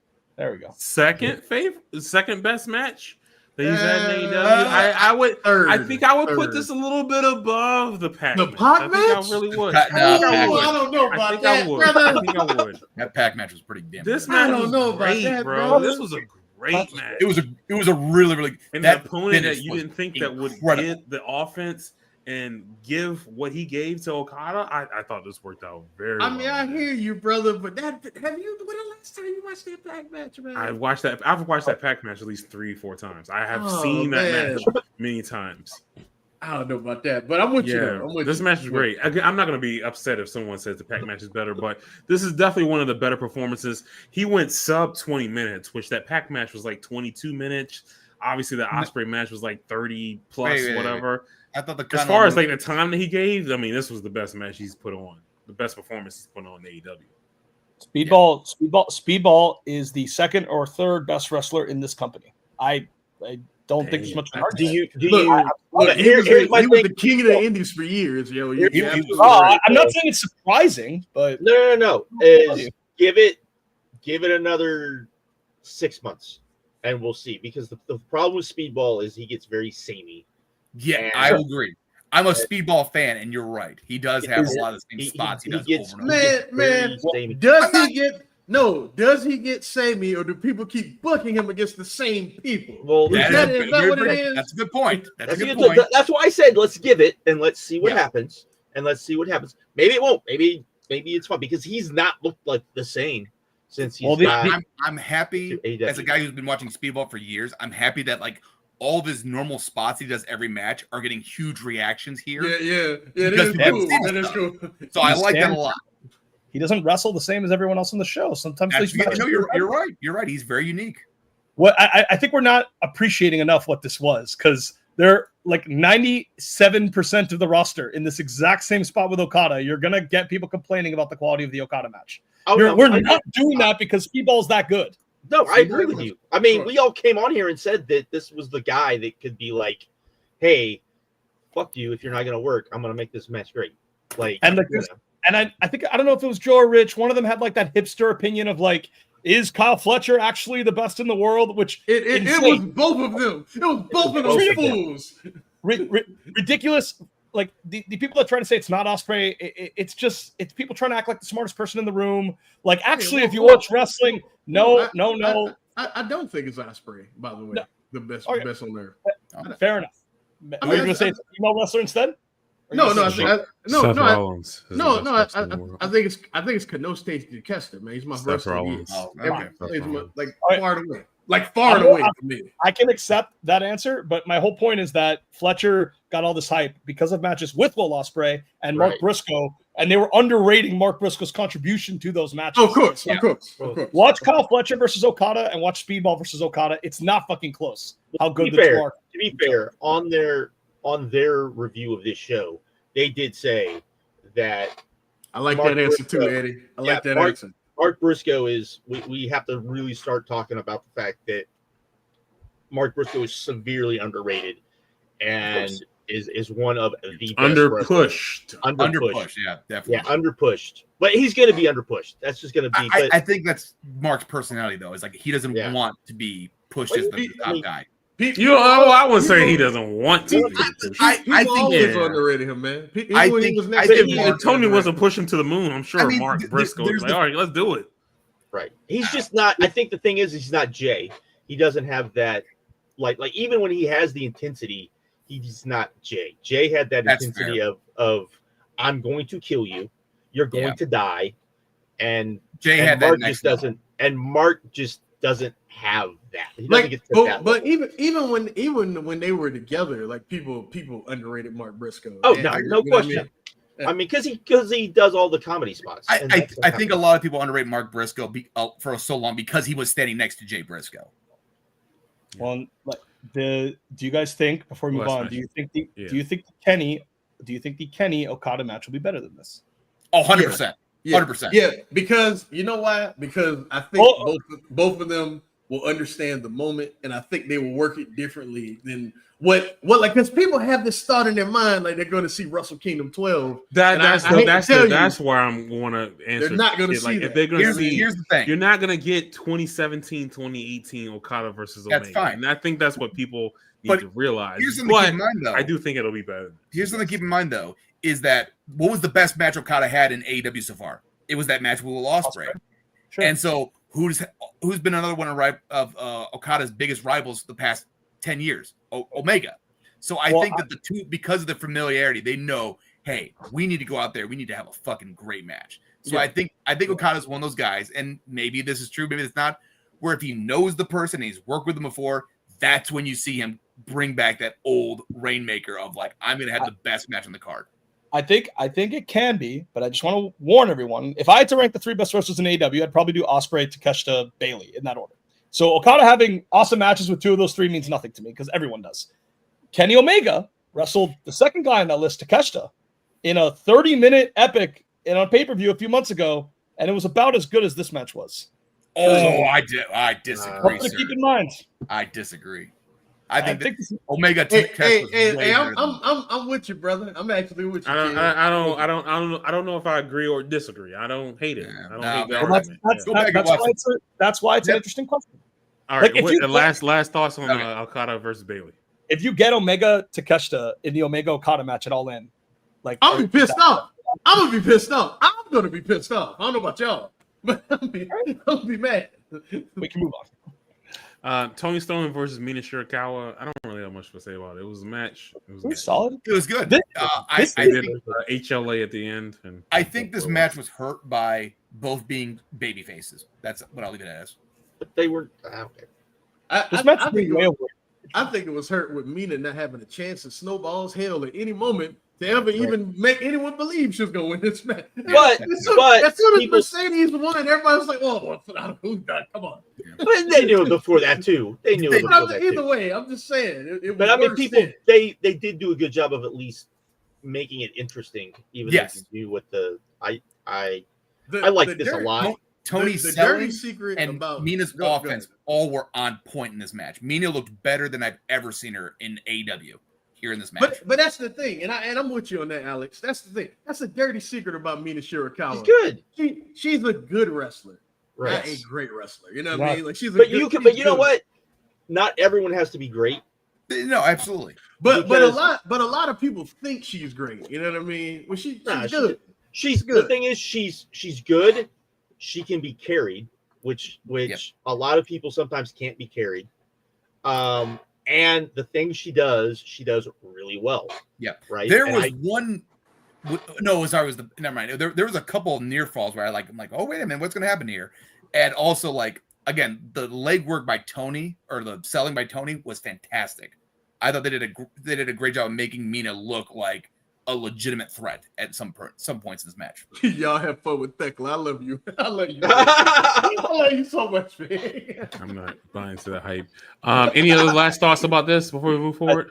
I think this match is also, like, I see it on Cage Match right now. It has like a 7.2, whereas the Hurt Syndicate match gets a 6, and the FTR match gets a 7, and I think all three of those matches are about on the same level. So why is this match so much higher rated? Really? Because people are into Tony Storm. People are into Tony Storm. I thought this was people like Tony. There you go.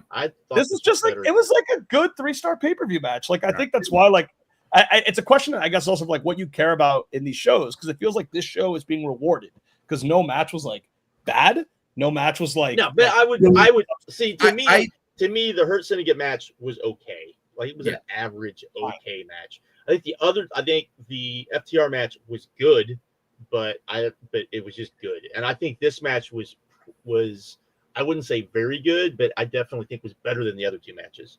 So I kind of get your point. You're naming off those ratings, and those ratings are high. I think for a lot of times, like, people like the match, they wasn't great, but they didn't leave a negative taste in their mouth. You know what I mean? And so they're more forgiving. It's like, oh, you know what? It wasn't bad, but it wasn't great. So like, okay. I guess we value different things in wrestling, because this is why I would say Revolution was a better show, because I think having more great, even with more bad, to me is a better overall experience than I have like less great matches on this show. But hey, like the worst match was like still solid. It's like the height in this match the show were better, but the lows in this match weren't nearly as bad either. Well, I'm gonna skip forward to. I'm usually with you, but I think it all depends on the show. Honestly. I'm gonna skip forward to a match that before we talk about what probably people thought was the best match. Let's skip forward real quick. Let's go over this match. Don Callis family, Alexander, Takeshita, and Fletcher versus Adam Cole, Kyle O'Reilly, and Roderick Strong, the Paragon. Why are you saying all their individual names? You're just making this because people don't know who the Paragon are. Like, don't watch the show. Should Adam Cole call Paul Levesque and see what's up? Should he call Paul Levesque and see what's up? You know what I would love? I'm just asking. I'm going to join what my buddy says for so long, where it's like, I just want these guys, Cole, Kyle. Look at this man. Look at the people in this match. Look at the people in this match. Josh Alexander, Konosuke Takeshita, Cal Fletcher, Adam Cole, Kyle O'Reilly, Roderick Strong. Look at the roster of people that are on this show. It's wasted. And this is the second to last match. And this has a 6.58 on Cage Match. It's not Cole's fault, though. That's the book. No, I'm not blaming anybody. I'm just saying. I mean, to be fair, Cole has not lit the world on fire. I just about to say that. I was like, He has it. This call. Look at this. Can but the poor guy I also one agree with what title Brandon says One? is Cole is like what out of 6 guys, he's probably maybe the 5th worst. guy. He's the one I care about the least in this I match. like Cole. And I like Cole. I don't have a problem with you Cole. saying, But you look at saying, you this. saying in this match? Oh, he's a tier below all these dudes. Yeah, He's not in terms of skill. Oh, yeah. he's a tier below all these dudes, man. The only thing he has better than anyone in this match is a better theme song. Exactly. But Exactly. that is I like such Cole, a but that is that's such a yeah. That, Well, it's a waste. Well, this is where TK deserves criticism because you're using all this talent in this match and then setting the match. imagine this match Wasting- open the Dynamite. You Yeah. open Dynamite with this match. Oh This my should have been god! Sacred Or- I got or- all There's these no 6 reason guys. to you. Or if this was the second match on the show, Maybe. instead of FTR. Yeah. this would have been that'd have been a better spot. They would have gotten like no one would have been like yay about the match, but and I think the match The crowd would have been awake. And I think the match Takeshita, Fletcher, Riley, Strong, look, Alexander. Look at the people in this match, bro. Honestly, if you had saved this for television, this match could have been a sleeper match of the year, maybe. Like a TV match of the year, 100%. Yeah, there you go. TV match of the year, sure. This Hey, is way as it worse was, than I'm Jericho glad- This is versus the piss break Bandito. match. Way I'm glad- worse. I'm glad that this probably guarantees that Josh Alexander will probably do the G1. So I'm cool with that. I'll take it. Yes. We'll see. I don't know. I'll take it. Did you see what Tony Khan said? Like, oh man, I really wish I wouldn't have sent Kevin Knight over to Japan. Like, if I know he was going to be this good. I don't know about that, Marquine. I don't know. Anyway. You have anything else to say about this trio You have match nothing here? to add. No one actually was. Nothing to Who add. are the trio champions? Who are the trio Put the champions? You TNT remember? title on Kyle. The He said, odds, "Dude, right? What? Trip, Trios well, champions? odds, man. talk about them. Come on, We're going to Brandon, talk odds. about them. We're about. Damn, man. Anarchy in Brandon- Arena. And Brandon I'm wants gonna all read off these everybody. No, On TV, he doesn't even watch. I'm not- I feel like I'm not- if we talk about the Anarchy in the Arena, I think we need to let Kid go first. yeah, let's Yeah, go. I'm gonna read off everyone's in this match. All right. Kenny Omega, Swerve Strickland, Shibata, Hobbs, and Joe, Willow Nightingale versus Claudio, John Moxley, Marina Shafir, Willa Yuta, Matt and Nick Jackson, and the Anarchy in the Arena. Is this the best match they've done? Is this the best match? Yes, The best Anarchy match, yes. Can I I will. say, okay, let me say one thing and y'all can talk about it. Go for it. I feel like I would love to see as someone who loves music, I would love them to have a match where like the winner of the match gets to set the playlist of this match. Because like, hey, we can control the environment. We can control the environment of this match, where we can have our music that we choose to be played throughout the entirety of this match. And granted, most of these matches you're gonna play music for the first 20 minutes, and then like the last 10, 15, it's just that's fine. You can do that.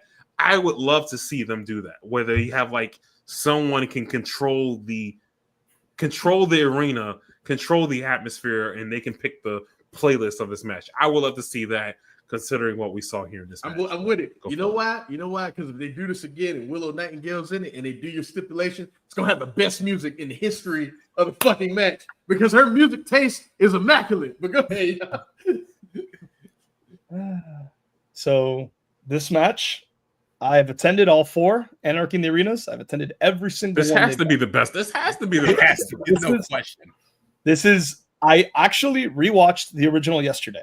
And I think if the original was not the original, and the first time you saw the gimmick and the first time you saw the music play, I think it would be pretty clear that this is the better of the 2 matches. Some people will disagree. Marquis might even disagree. By the way, Marquis, the Eddie Kingston pre-show promo is not part of the match. Let's separate the 2. that promo was great. Wait, Yeah, wait, that promo was incredible. Yeah. You cannot include the promo in the Tony evaluation. Khan, Like, this is your fault. Why? when you rewatch the original, what makes the original great is that one, there's like 14,000 people in the T-Mobile Arena. It's a different atmosphere. Menard and like Kingston both bleed buckets like right away. But if you watch that match, like the actual crowd stuff they do isn't that nuanced. They're just doing crowd brawling, but it's so cool because the fans are actually involved in the match, and then they get to the spots that all the matches have. In this match, not only was the presentation of the music by far the best it's ever been, because I was there when Wild Thing played, and yes, that was really cool. Wild Thing only played like twice. Watch it back. It's only 4 minutes of the 25-minute match. It's 2 run-throughs, and that's it. And then it gets cut off right away by Jericho. In a really creative way, he cuts it off. Yeah. The way they went, and this is where I will separate my personal bias from like what most wrestling fans would think. I love wrestling that is varied, because I think we do an injustice to wrestling sometimes where we say, if you like lucha, watch this company. If you like violence, watch GCW or ECW back in the day. If you like comedy, watch Chikara. If you want high spots, watch PWG. And we kind of put all these styles like assigned to different companies. What I like about this company is that you can get a bunch of everything in the same company, in the same match. And that's the stuff that I really like about AEW. That in this match, the Young Bucks are coming out in Founding Father gear, and it's unquestionably comedy, wacky, corny goofy as shit. Corny as shit. But it works. It works because they're assholes. Because they're asshole heels, and it is the original first pay-per-view of AEW. And they're arrogant enough pricks to genuinely view themselves as the George Washington of AEW. And coming out like that just works. And it's not something that they do just for the entrance. They keep it on for all 35 minutes of this match. And it's goofy, and it's funny, and it's corny, and it's wacky, but it works. And in that same match, you have staple guns into people's tongues. You have flaming table spots. You have high spots from TLC matches back in the day through tables and ladders and chairs. You have Shibata in New Japan Dojo trunks. No street gear whatsoever. Looking... That did not throw you off a little bit? That was the one thing for me in this match that threw me off, is the fact that there wasn't a little bit more of like, hey, like Shibata or Swerve. Swerve, you come out in this elaborate Predator gear. That would be cool if you were in the main event of a world title match. But this is Anarchy in Arena. Willow comes out in her fucking suspenders or whatever she had on, overalls. And yeah, why? And everyone, why are you coming out in this elaborate gear on here? And freaking Hobbs coming out looking like just like the meanest, baddest motherfucker that is. Here's my question: Hobbs had Tim's on, man. He was ready to play. Because if Pac was in this match, Pac always only ever wears his ring attire. That's who Pac is. That's fine. That's who he is. Shibata and Pac for this match, would it have been as funny? Like, or would it be like as unusual? Could be. But I think because it's Shibata, I think it works. And like it's Shibata, like in the match, when Joe doesn't come out and Swerve comes to ask Shibata and Hobbs where Joe is, he's talking to Hobbs and he's talking to Shibata, and Shibata's just ignoring him, just not responding, just all business, focused on work, here to kick ass, as he always does. And I thought that was Shibata playing true to his character, true to his form. He's not conforming who he is because of your stupid street fight rules. He's just going to do the same gimmick that he always does and goes through the match. Yeah. And I like that in this match, you had a variety of all those different things I talk about. The violence, the high flying, the comedy was all combined into one in a way that made sense with the characters everyone was trying to play. I like that this match accomplished getting Hobbs over even more so on more of the main event level, because he's intentionally feuding with Moxley for most of this match. One of the big stories of the match is that the Death Riders can't take him down. He's taking table spots and recovering no problem. He's impermeable to the chair shots. All that stuff helped him, even though he's not involved in the finish of the match. That's what I think creative pro wrestling can do. And then, yes, going from the Founding Fathers goofy-ass music to the I'm so excited music to going to Let the Bodies Hit the Floor. And Let the Bodies Hit the Floor is an objectively bad song. It's a bad song. But it fucking works. It fucking works because it's playing on the nostalgia that these fans have for 2000 to 2001 pro wrestling. And it clicks and it connects. And it doesn't fucking matter that the song is bad. And that's why it's powerful. That's why it's powerful that the whole arena is screaming and chanting this song that is a bad song. Because, hold on one second, Alex. Because it works. Because it fits. And that's the magic of it. And you guys have probably seen now the videos on Twitter circulating of the live feed of this match. I thought this was still a 5-star match regardless. But watching it back on video, it's not quite the same.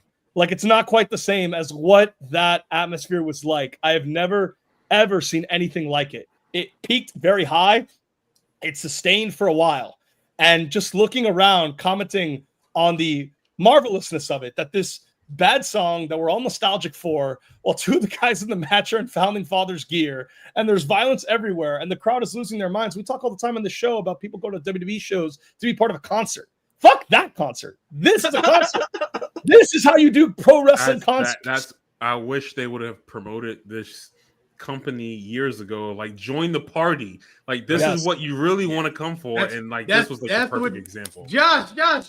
Remember you made the point about ECW? That's what Paul Heyman did. That's what Paul Heyman did.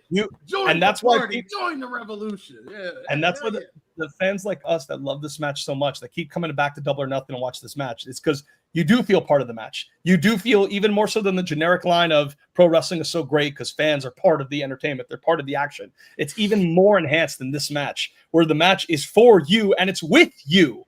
And say what you want about Double or Nothing. Say what you want about Vegas or not Vegas or all the problems people have had with the shows in this past. When you go to this show, you get to be part of this experience. You get to be part of this match. And that is what makes this company special. Excalibur has a line in the match where he says, this is what AEW is all about. And I agree with him, because it has all the great things AEW has to offer in very different forms, while building off existing stories that they had told beforehand. And even something as simple as Mark Briscoe in dried fucking blood coming back from the ambulance. So cool. If you weren't going to have a surprise return, this was the best thing you could have done, because if you're a true fan, you would know that Mark Briscoe and Gabe Kidd had that segment that was awesome months back. And this perfectly ties into that. It was even mentioned on commentary, and it was a perfect way to encapsulate the match. And Mark Briscoe's the perfect character to pull that off, being the guy that can die in an ambulance and come back and save the company. And the crowd accepts it because they love Mark Briscoe so much. This was awesome.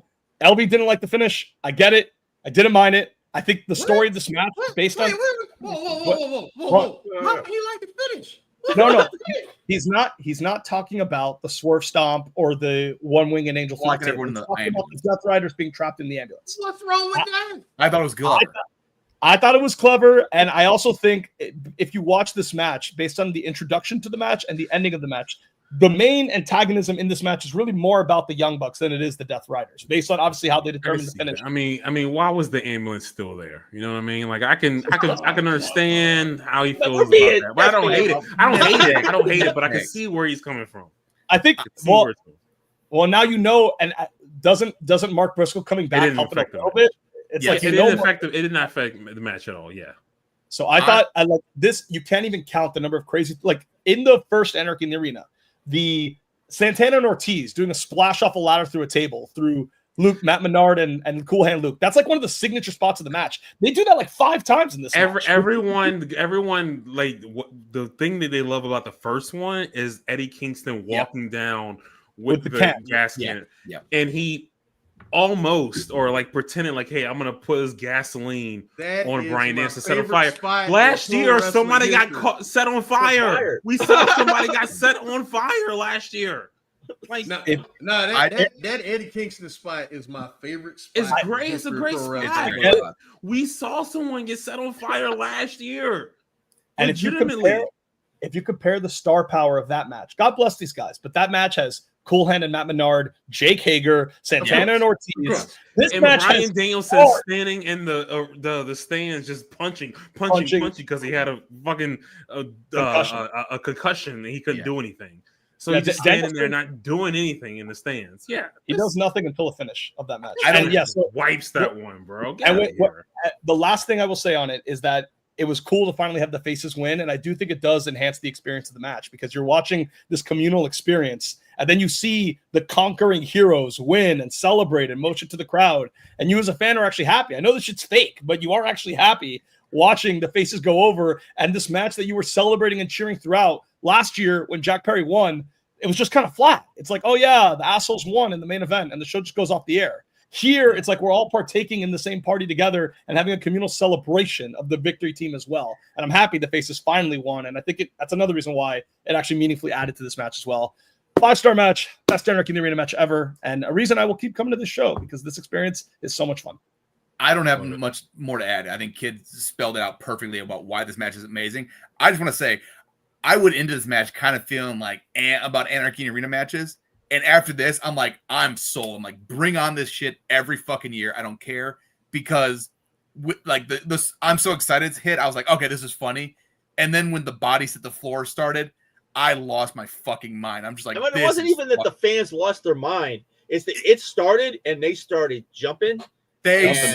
I have seen so many all the fan cam videos on like Instagram and stuff are way better than what we saw on my pay-per-view feed right now. And I have to stop every time and watch it just because seeing that moment of the crowd just going batshit is insane. But they should cycle out and just do more songs. And I feel like if you'd have done I put on Twitter, like if you did break stuff by like Limp Bizkit on top of this, like that, it would just been crazy on there.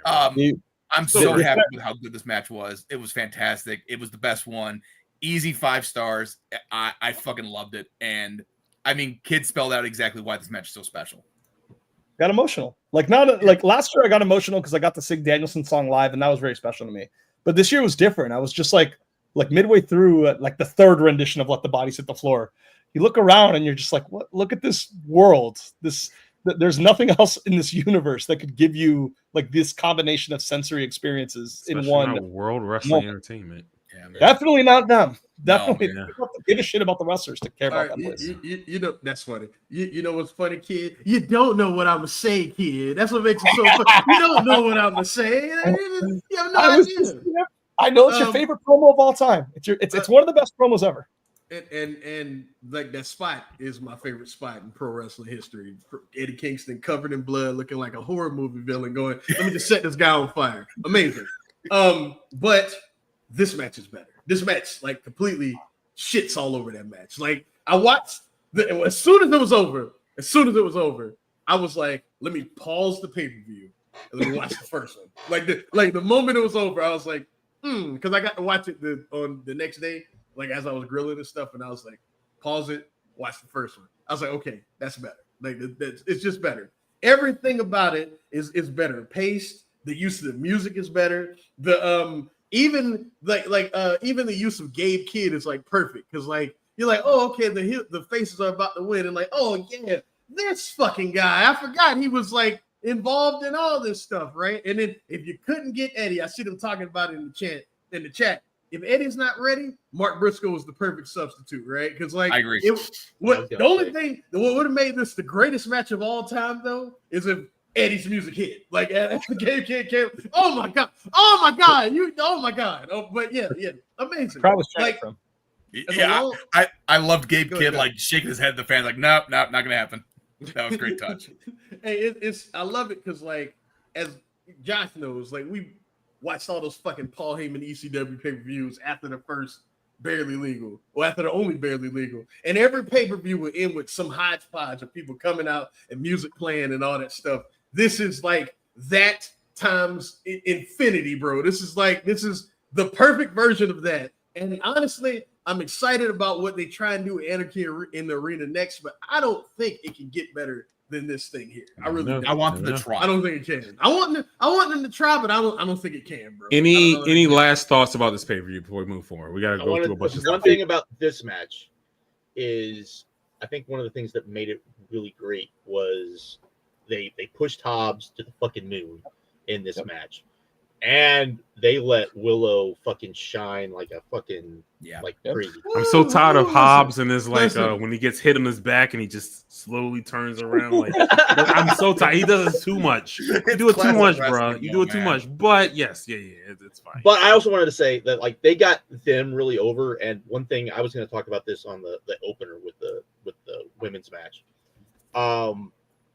You got a lot of people that like this dog Mercedes saying, oh, she's got creative and she doesn't lose and she does all the things. She gets so many people over in her matches. Like, even if her match, even like when she's on offense and all of this stuff that where it does like, you're like, what's going on? But at the end, like, yeah, she beats people, but they're not worse off for it. And I think that's something that people completely like they go, oh, like somebody can win all the time, but if they're winning all the time and they're getting the other person over, more power to them. I'm fine with that. I agree. Because, good point. So the last thing I'll say on the match is this officially proved It was awesome. Best music they've ever done. There's some people that believe you should play one song for the whole match. Never do it. It'll never you should work. do a playlist. You can couple rotating, songs. rotating is fine, but there's people when the original happened. There were people back then who were saying Wild Thing should have just played the whole 25 minutes. No. What are you gonna do? What are you gonna play like? You're gonna find a way to do like Inagata Davida for like the whole match, and then people go, "Is this ever gonna end?" No, it doesn't fucking end. The song goes on forever. So just play the entirety of The Wall. All right. Awesome. Great show. Great show. You know, I think everyone agrees. Great show. Any thoughts before we move forward about Best of Super Juniors? Like, I only watched like 2 shows. Not even 2 shows. Not even 2 shows. 2 matches. I watched 2 matches. Is there anything we can talk about before we move forward? Real quick. Best of Super Juniors. This is the most perfectly acceptable tournament I've ever seen in my life. Everything is good. There's nothing like terrible. Everything is just good, but nothing's all that memorable. Kosei Fujita just won A block today. I don't know if y'all saw. I'm so fucking happy that's not Hiromu Takahashi for like the 20th time. Of course. Yeah. But I think early on you could tell he wasn't going to win because they were like kind of establishing like, oh, these guys have kind of passed him now. So right. But I'm just saying, my lady was very upset Clark Connors didn't win, but I told her it wasn't going to happen. Just the way the club blocks would say it wasn't going to happen. But B block, I don't know. I don't know, honestly. A lot of people lead right now. A lot of people saying Robbie Eagles. Did it end? Did it? It was today, right? I've been working. It's tonight, I think. It's tonight, yeah. Yeah, but it would make sense for it to be Robbie Eagles for them two to just face off with each other. And if that's the final, has a chance to be something really spectacular. I want to say it's nothing that we didn't already know. Nick Wayne is going to be a fucking stud. He's so good. That's a prodigy. He's 19 years old and he's this fucking good already, man. It's insane. Like, he's also I like Vegeta a lot. Vegeta is really, really good. Very, very talented guy. All right, maybe he can get bigger and be an actual main event guy. I mean, he's young. Do you have any comments on the Paul Levesque shows from this past weekend? Saturday's main event and or Battleground. I watched. Oh, go ahead, Alex. I watched Saturday night's main event live, and it was the most forgettable fucking show I've seen all year. Looked horrible. I mean, even the WWE fans were like, "This show sucks." This show's got they're turning. I'm seeing good. Turning. Good. It's about fucking time. This was a nothing show. The commercials killed the momentum of every fucking match, and they had to speed run the fucking Cena interfering in the main event and the Cody challenging them to a tag match. It's fucking bullshit. Vic put a great okay, so during the Jey Uso Logan Paul match, John Cena came out, almost cost Jey Uso the match. Cody ran out, took out everyone. Jey Uso retained. It's going to be Cena and Logan Paul versus Jey Uso and Cody Rhodes at Money in the Bank. Amazing. Cool. Vic put something very good in the chat today. Join our Discord. If you're not in there, join our Discord. But Vic put something and was like, hey, is the fact that the perception for AEW a little bit better right now because of how mediocre WWE is right now? And I feel like there's something to that. I think it's, but the thing is, we saw on top of what they do. I was saying, but I think we saw this starting to happen before, we started seeing this even before the Royal Rumble, and you didn't see like even going to the Royal Rumble, everyone thought WWE was super hot. Coming out of the Royal Rumble, everyone was like, and then we kept going. So I think you're just seeing both things happen at the same time, which is interesting. So, but I don't think it hurts that they're both happening at the same time. Yeah, it's not nothing. It's not like because the AEW television just naturally got better this year, and then like WWE television at the same time went this way. So like, it's kind of converged at the same. It's kind of eerie how that happened, right? I think there is something to it for sure. Like, but because it's not a coincidence that like when AEW started, that's when WWE was at its lowest point of like Vince McMahon bullshit, and AEW kind of swept in under the guise of like everyone was tired of WWE. Do I think that there's people are turning to like seeing AEW's better now because WWE's shit? No, not necessarily. I think that people are just noticing like how good AEW is doing, and it's making WWE's shit look worse. Exactly. It's a good point. That's a good point, Alex. The star power is better now too. I mean, I was my friend and I were looking at the Double or Nothing card this year versus last year. Like Kenny Omega being back matters. Like he's a very, very relevant act on the show. Like they have got like Will Ospreay last year was like in a random match on the opening card of the card. Yeah, Ronnie was killed him. Goddamn. Hangman wasn't even on last year's show. Yep. And this year, like Mercedes is having a big profile match like she did last year, but now she's also having it with Jamie Hayter, who was also not there last year. Like you have Copeland came back at the start of the year too, which I did think mattered and I did think helped. They got a lot of guys that matter. They just got like Joe Swerve, like you got guys up and down the roster that feel important, that feel like someone you should care about. And I don't think it's always been like this. So WWE declining helps, but I think we're ignoring like that doesn't give enough credit to the fact that there's more relevant guys in AEW now than were like 6 months ago. That's true. I don't think it's directly like it's not the only reason, but it's certainly a benefit to them. Yeah, like it's not nothing, but I don't think it's that big. Correct. And the press scrum presser. Yeah. For a Double or Nothing. Horrible questions asked to they always ask bad questions. Ask you, hey, when are you coming back to this city? Where's Scorpio? Who's Scorpio Sky? Are you kidding me? People, I don't know. It's like people complained that he overpushed Scorpio Sky, and now they're like, where? Again, I think it was a classic example of where is he? Why are you not using him? I think it was shit. Because Tony has shown that, like, if you worked during the pandemic, he was going to reward you for doing that hard work. Scorpio was one of those guys. I think he tried to make Scorpio work. It clearly didn't work. And this is the result. Scorpio Sky, bro. What are we doing? It's like I said on this show. Tony Khan was one of those dudes back in 2005 that loved Scorpio Sky's footage on those PWG shows. Sure. I was like, nah, this guy's nothing. Tony Khan was like, you're a Tony hater. Tony was asked about WWE counter programming. He gave a pretty good answer. I enjoyed this answer. But the fact that we've seen now, came out today, that they're loading up this day of AEW All In. You got NXT, Great American Bash, and Saturday Night's Main Event. I don't know, man. I feel like this is dumb. Just few things.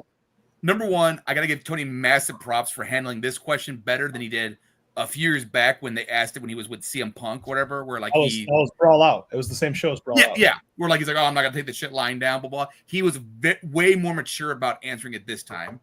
But as far as WWE, putting stuff against AEW pay-per-views, they did it with Battleground. Ain't nobody talking about Battleground right now. So fuck it. Now there are people talking about it. There are people talking about it. People that don't. No one that matters is talking about that fucking show. No one is going to remember that show. There was nothing memorable.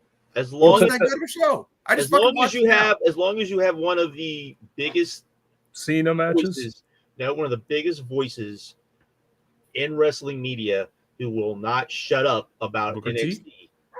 Who? Alvarez. Will not shut up. It's not like that. No. Like you're acting like he's but the fact that it is the same because he will not criticize that show.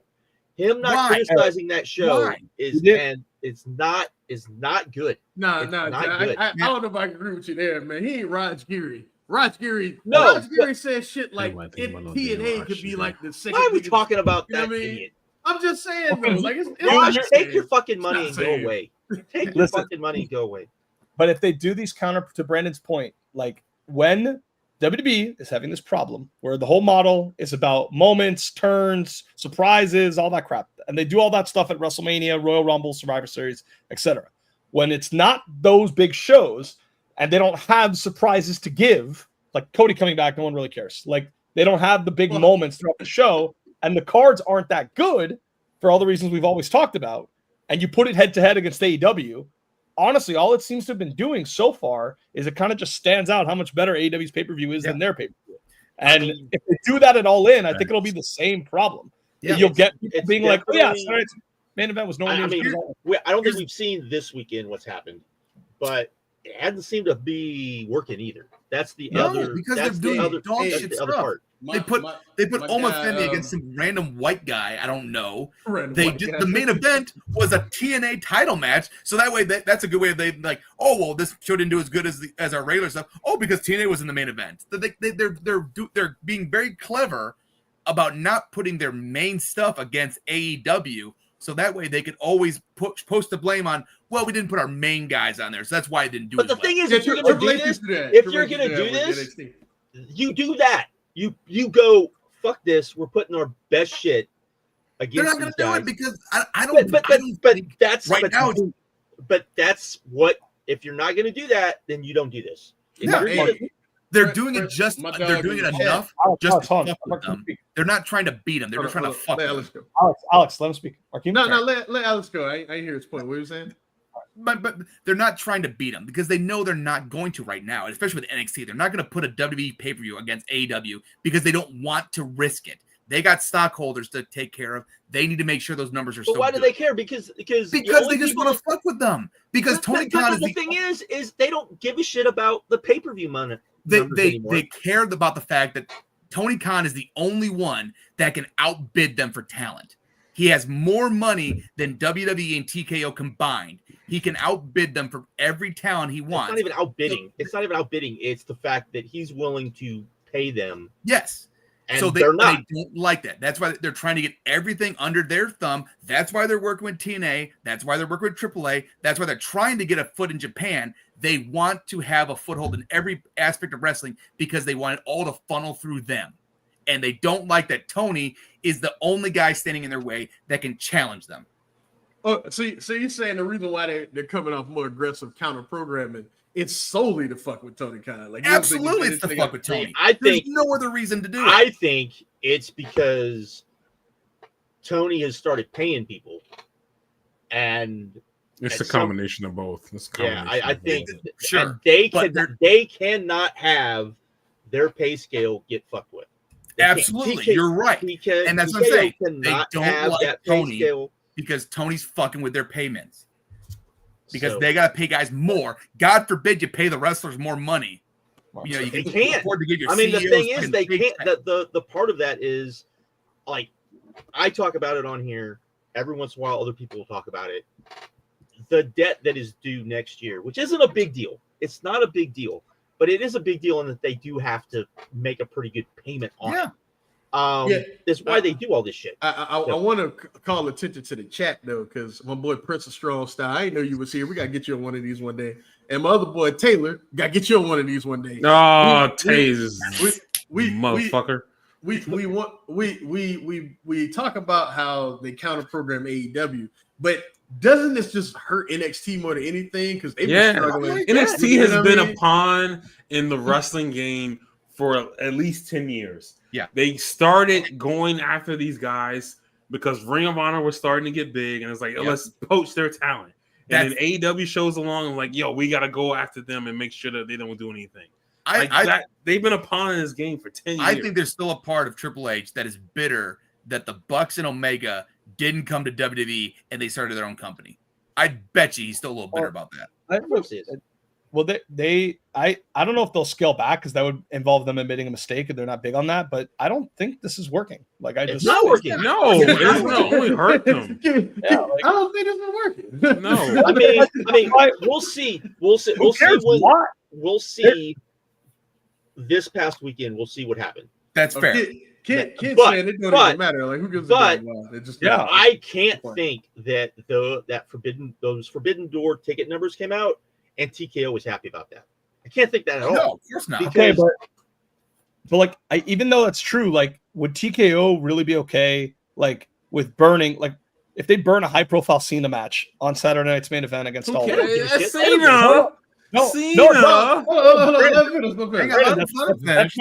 That's my entire point. It's not gonna. I don't think it's gonna meaningfully change pay-per-view buys or ticket sales for All In. And then something that maybe could have made you money, like at some random B show in the fall, now is just ruined just because you wanted to stick it to AEW. I think you might get to a point where all they can do as competition is mediocrity, and then the mediocrity just doesn't do anything, and we just do this every cycle with no meaningful impact from either side. I think I'm gonna venture a guess. Them doing this Saturday night's main event and a pretty lackluster NXT show is probably going to hurt them more in the long run, because like now coming up next month or next July, when they're doing the ones against All In, people are gonna be like, oh, well, I saw what they did last time. It wasn't that good. So why am I going to fucking waste my time now? Like, I cannot believe they put on that shitty of a show on Saturday. It was so bad. It was horrible. It was horrible. Like, I cannot fathom. I was flipping through my phone. I was more entertained by fucking shit on my phone than what was on the television, because the commercials killed it. Everybody who watches WWE just are on their phone. Nobody pays attention to these shows. If they pay attention to these shows, they would know how shitty that they are. You know what's so funny? You know Am I what's so lying? funny, man? You're not. Right, That's you're what's funny. You're like honestly, I think the one thing people like is cooling off and all that stuff, and it is people just want like good wrestling, bro. Like people just want good, compelling wrestling, and like this whole holding pattern booking that Triple H has is finally caught up with this dude, man. Good. The fans are bored. Nobody's excited. None of the moments feel like moments anymore. Like, yeah, you still got these people going to the shows because they're sheep, and at this point, they're gonna go to all the shows, and they're chasing the dragon of the pop culture relevance and the mainstream relevance, right? But nothing is exciting. The only thing that has ever been exciting since Triple H has taken over is when The Rock shows up, because nobody else feels exciting. And people just, and you don't know what the fuck's gonna happen when The Rock shows up. Exactly, because it's exciting. Neither does the company. It's but that's the point. man. Like, we don't know, and it's like, no, I want to see what. It's like Triple H is scared to do anything, man, because he doesn't know when The Rock's gonna show up and fuck things up. Well, then that's fine. You gotta take that risk, bro. You still gotta book your show. Like, you gotta book your show, man. Like that's the problem. That's the real. I mean, I don't care. I don't want this company to fail and die and crash and burn, all that shit. I don't give a fuck. But that's what's happening. That's exactly what's happening. It's the most evil entity in all of pro wrestling. You goddamn right I want them to fail and no one care about them. Final thoughts. Final thoughts? Brandon saw it go to 2 hours on that clock, and he was like, all right. I want to watch the fourth quarter of the Knicks and Pacers. I want to watch the fourth quarter. I didn't talk about NXT real quick. Leave the chat. Just leave us here. We'll finish. I seen 2 matches from NXT. You know, all right, let him go. We talked about it. Kalani Stephanie James, and Grace. And, yeah, that too. Let's start with it. Stephanie and Grace. I thought it was a really good match. Maybe a great one. You know what I mean? So I get why people love that. I also saw Sol Ruka and Kalani James, whatever. Jordan. The black girl, Kalani Jordan. Jordan.